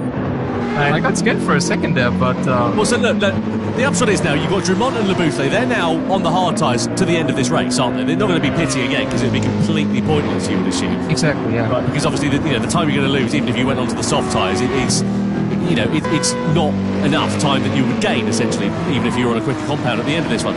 So they're now in a position where, from now until the checkered flag, they're losing time compared to everybody else that's behind them. You've got Serrano, Jura and Benelli. They're on the hard tyres for the middle stint. What they're trying to do, I guess, is eat these out so they can get as fresh a soft tyres as they can for the end of it. That's one of the plans they have, but on the same time to have as less fuel as possible. Right. Because for this race, you're using times for tyre wear around the circuit, which is a lot. Like, once your tyres are in a really bad shape, you're going to end up losing a lot of time compared to the other drivers who have much fresher tyres than you. And I assume at the end of this lap we might see Serrano going to go into the pits as well as Paul Bura and Lucas Bonelli, unless they might go for a bit safer strategy to continue the race, or continue to do another lap on the hard tyre compound and finish off on the soft. Well, that's the problem, isn't it? You do 2 laps on the soft tyre. You can do it if the tyre whisperer, but it's we were talking about it before the start of this race. It's not an easy thing to do. Yes, because if you want to do 2 laps on the softs, your output alone has to be so gentle. Because once you do Kilian did here, a slide on the tires, it's going to affect your tire wear in the end. And with times 4 for the soft tire compounds, this is something that tire doesn't like in the end. Really interesting insights there from Mick Gazelle. I've been keeping an eye on the front of the field, Tessa Serrano and Paul Jura there on the hard compounder tire. I mean, never count these guys out. We know how quick the Spanish duo are. Serrano now 4 seconds the good of Paul Jura in that Porsche. What do you think, Mick? Do you reckon that strategy is the one? I mean, they're out on their own. I mean, they're on the hard tyre, but there's no one around them, not losing speed. I think this might not be too bad to be on your own, because we've already seen with Kilian and Thomas Latour in the previous lap. If you are getting stuck with traffic in front of you, you're going to end up losing a lot of time, which is not really optimal for your own stint.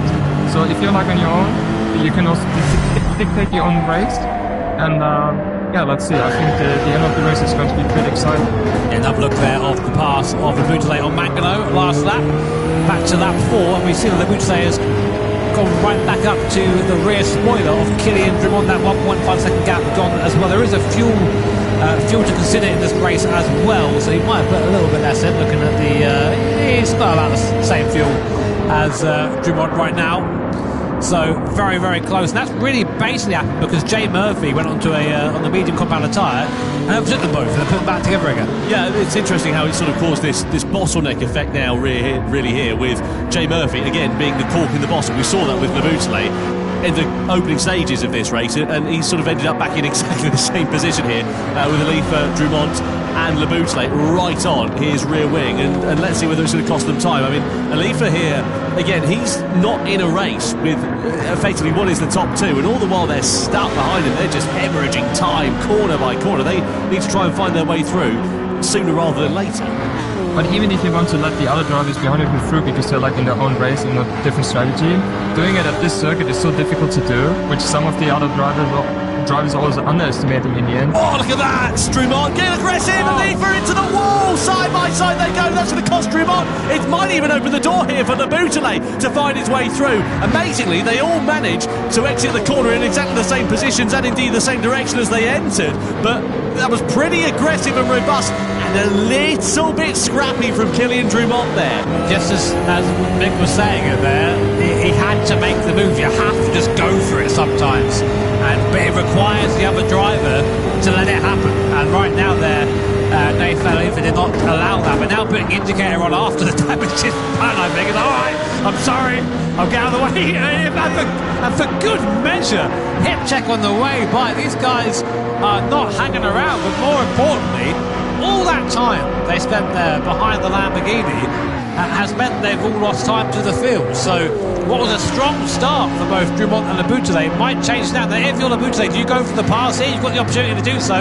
You're into the toe. Well, it has worked beautifully here for Laboutelet, hasn't it? Because if you remember, they had a 1.5 second gap a couple of laps ago, and it's brought the Frenchman right back onto the rear wing of the Subaru here, and brought him back into contention effectively for the what could be the victory of this race. So let's see how this one is going to work out. We're heading towards the middle part of the lap, in towards the carousel section. There's no overtaking through this part of the lap, not unless you fancy getting your Christmas dinner through a straw. And Laboutelet sitting in the wheel tracks of the Subaru as they come through this fantastically famous banked corner, arguably the most historical part of the Nordschleife layout. I'm interested to see, Tom, what Gallo's doing, because he's now sort of stuck behind the first two that are on hard tyres. Let's have a look at this one more time. Yeah, slowest part of the circuit there, and there's just no gap for error. As soon as there's contact, you find yourself going straight towards the barrier. Drumont there thinking, oops, probably shouldn't have done that. If you're a steward, Mick, we saw it was under investigation. Are you going to be looking at that, and is that cause for a penalty, do you think? Personally, I'm not the person who wants to decide like those kind of incidents here, but if I want to make those kind of moves, I would be a bit smarter in the end. Because for sure, you don't want to end up losing a lot of time due to the driver in front of you having worse tires than you. And you also have like your opponent literally being behind of you. Exactly as Jimmy said, by the way. Look at this. He's all over the back of Paul Ura like a bad rash here, trying to get his way past. Of course, Gallo on the soft compound tyre, Ura on the hard tyres. Fuel to consider here as well for the front runners. Look how much less fuel Serrano has got compared to Ura. He's got, 13 litres fewer. Yeah, but this is a nightmare for Gallo. He spent the entirety of the last half of the lap here stuck behind a car on hard tyres. He's just basically wasting that soft tyre life.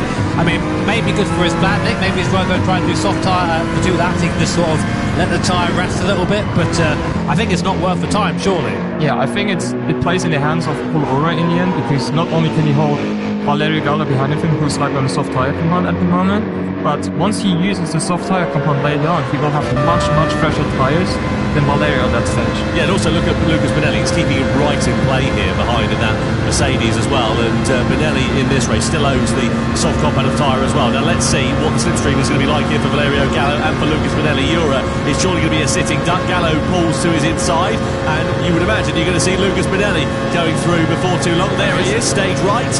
And Ura losing 2 places down the Dottinger Hurt. So now you've got a Honda and an AMG in front of a Mazda for second and third at this stage of the race. Now let's see what Gallo can do in the closing stages of this one, as Serrano does finally pit from the race lead. He had no choice, he's got no fuel left. Yeah, he had to box there, got to move to lane on. Look at that speed difference there on the Subaru, like it's standing still.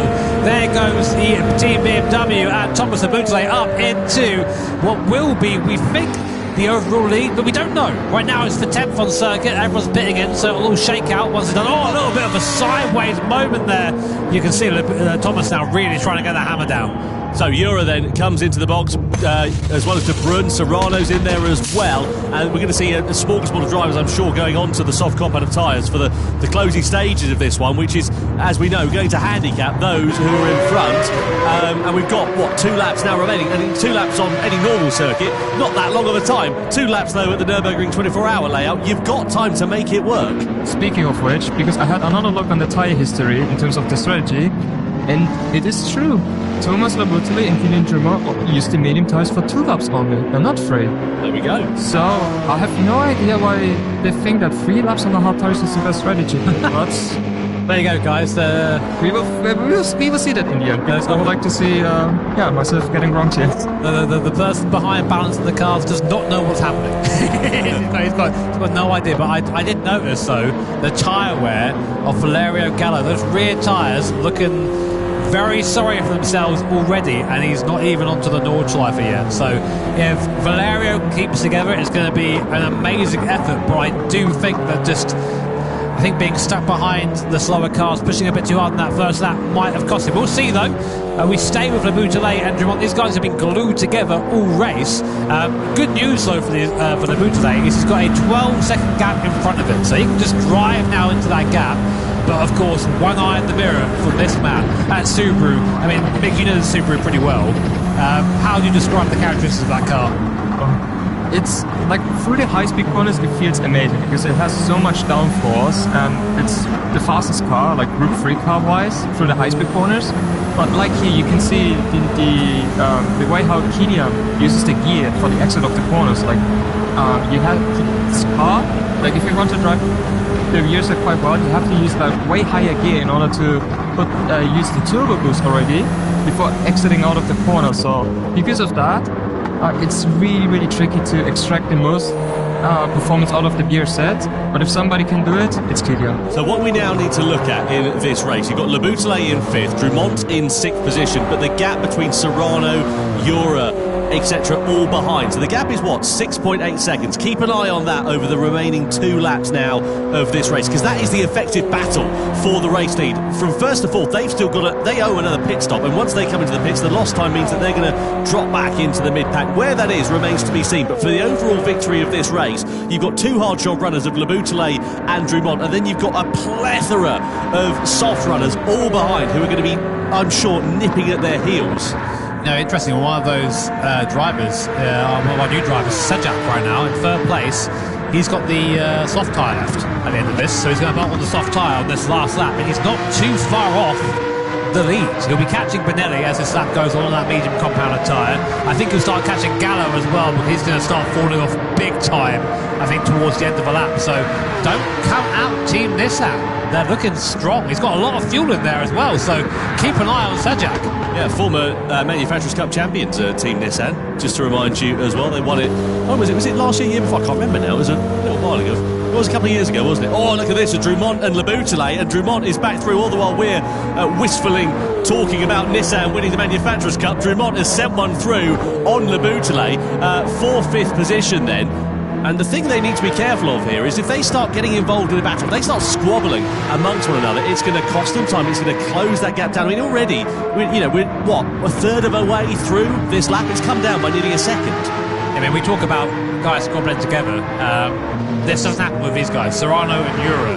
I always see these guys on circuit, and they always drive to the maximum, even if one is thinking, oh, maybe I'm a bit quicker. He won't go for a move, he'll just stay there and then maybe pass in a pace that makes sense. So working together are the 2 Spanish drivers, Serrano and Jura. 7th they've currently now. A reminder, top 6 get points. Of course, you want to be as high up as possible, but sometimes grabbing a point is nice. And if you're Team Lexus, down 11th place, not even off the board yet, this is not looking good for you in your championship potential. Yeah, Lexus not having a particularly good run of things so far in the 2025 Gran Turismo World Series. Giorgio Mangano just sort of compounding that, really. His race was sort of over by the first corner when he got caught up in all of that drama. Just a point, actually, as well, with Serrano and Jura. If you remember back to the Nations Cup in London last time when we were out, they had very respectful and clean racing right up until the last lap. But as you say, they were pushing one another very, very hard. but just not really sort of ducking and diving and going for those dive bomb moves and working together quite nicely right up until the moment when they couldn't work together anymore.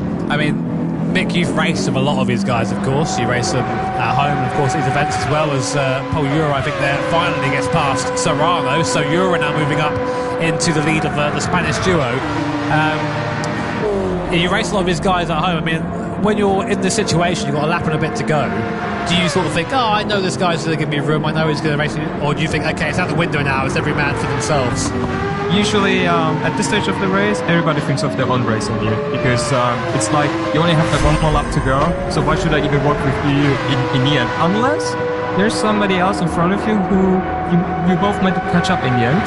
So that's why you both might try to work together, and I think this is also the case for Paul Euro and Jose Serrano, because we might see another position change at the end of the Döttinger Hill between those two, so that they can also try to minimize the gap to Kilian and to Thomas as much as they can. Gap down to 4.5 seconds now between Le Boutelet and Drumont, as well as Jura. So, that gap, as we said, it's shrunk by 1.5 seconds over the course of this one. Gallo's Dunlop tyres, though, are going to be crying out for mercy at the end of this lap. He's going to come in for the hard tyres at the end of this one, which is going to put him a bit further down the order than he would like to be. He's got Lucas Bonelli, who, as we can see, is on the hard combat of tyres, and those two tyres are nowhere near one another in terms of the performance. About 9 seconds it is between the pace difference over the course of this lap. So that just goes to show you how worn out those soft tyres now are and how much performance it's costing the Italian. This is typical Valera, though. He's maximising everything. Usually goes over the line, but he will have a go. Like, he will never just go, oh, I'll play it safe. Always goes for maximum performance to Gallo. But right now, as you say, he's going to be really struggling with the rear of that car, just getting that power down, letting the car, you see it's just moving out the corners. Luckily, then you've got a couple of corners left and a huge straight, so that'll keep it there. But yeah, it's wide there. But Nelly's through, he just can't hold any of those soft tyres have just fallen off. But do you reckon he got the best out of that? Do you reckon that was a good gamble for him, Mick? Not really, because at first he also got pulled up by Paul Euro, I believe it was, where he also lost a lot of time there. And now, due to the end of the second lap, where the soft tires are not even there anymore, basically, you were able to see how close Lucas Bonelli was behind the Valerio throughout the entire lap. I really think, I'm looking, sorry, we have access to the fuel numbers here. I'm sorry you guys don't at home, but right now the person with the most fuel in the top 4 is Sejak, by quite some way. He's got 20 litres of fuel in the car right now to 6 and 4 and 7 from Jesus. So, although Gallo is getting by here, there'll be a pit stop for the top 4 now, and I think we're going to see the Nissan driver probably come out in the lead. Yeah, he'll come out in front of that group of drivers. Where will he emerge, though, in relation to everybody else that's buying? Because they've got about 10 seconds or so. Look at this, though. Side by side as Gallo tries to fight it back against Lucas Bonelli. They're both going to come into the pit lane at the end of this lap. They've got no choice. And how's this one going to work out in terms of fuel? Well, Gallo's got a couple of litres left, less in his tank compared to Lucas Bonelli. Sejak, as we said, is the outlier here. He's done a great job of just sort of being a bit anonymous in the middle stint, but saving fuel quite nicely. And saving the soft tyre as well. Drumont and, of course, Le Boutelet will go on to the last lap, but they are going to be chased now by a hard-charging Sejak on that.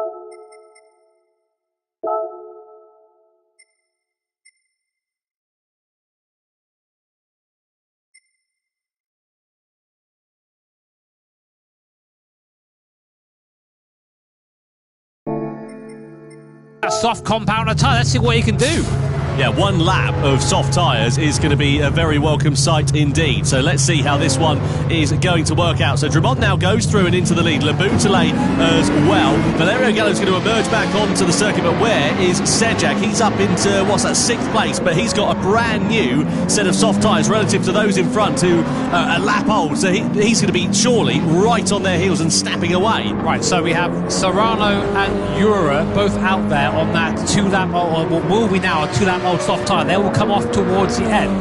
Drumont and Le Boutelet out there on what is a 3-lap old hard tyre, so they're going to have tyre life, but it might fall away from them still. But what we saw at the end of that last lap between Bonelli and between Gallo, the soft tyre and the hard tyre, when they were really towards the end of their life, pretty even in terms of performance. So this is pretty much anybody's guess. At the moment, it's advantage here for Serrano and Jura, but how much tyre life have they got left? Are they going to be able to eke it out to the end of this lap? This is where the tension has begun to build. It's begun to bubble up, and surely it's going to boil over before the end of this race. Yeah, I mean, I thought Sejak was a little bit slower than he was there, but I thought it was a bit closer, but not quite there. Mick, I mean, all the cards are on the table now. Call a winner. It's Put it all on red. It's that easy. I still have to be a bit analytical. What is the thing like an expert here? But you have to think that Serrano has to try to pass through Thomas first.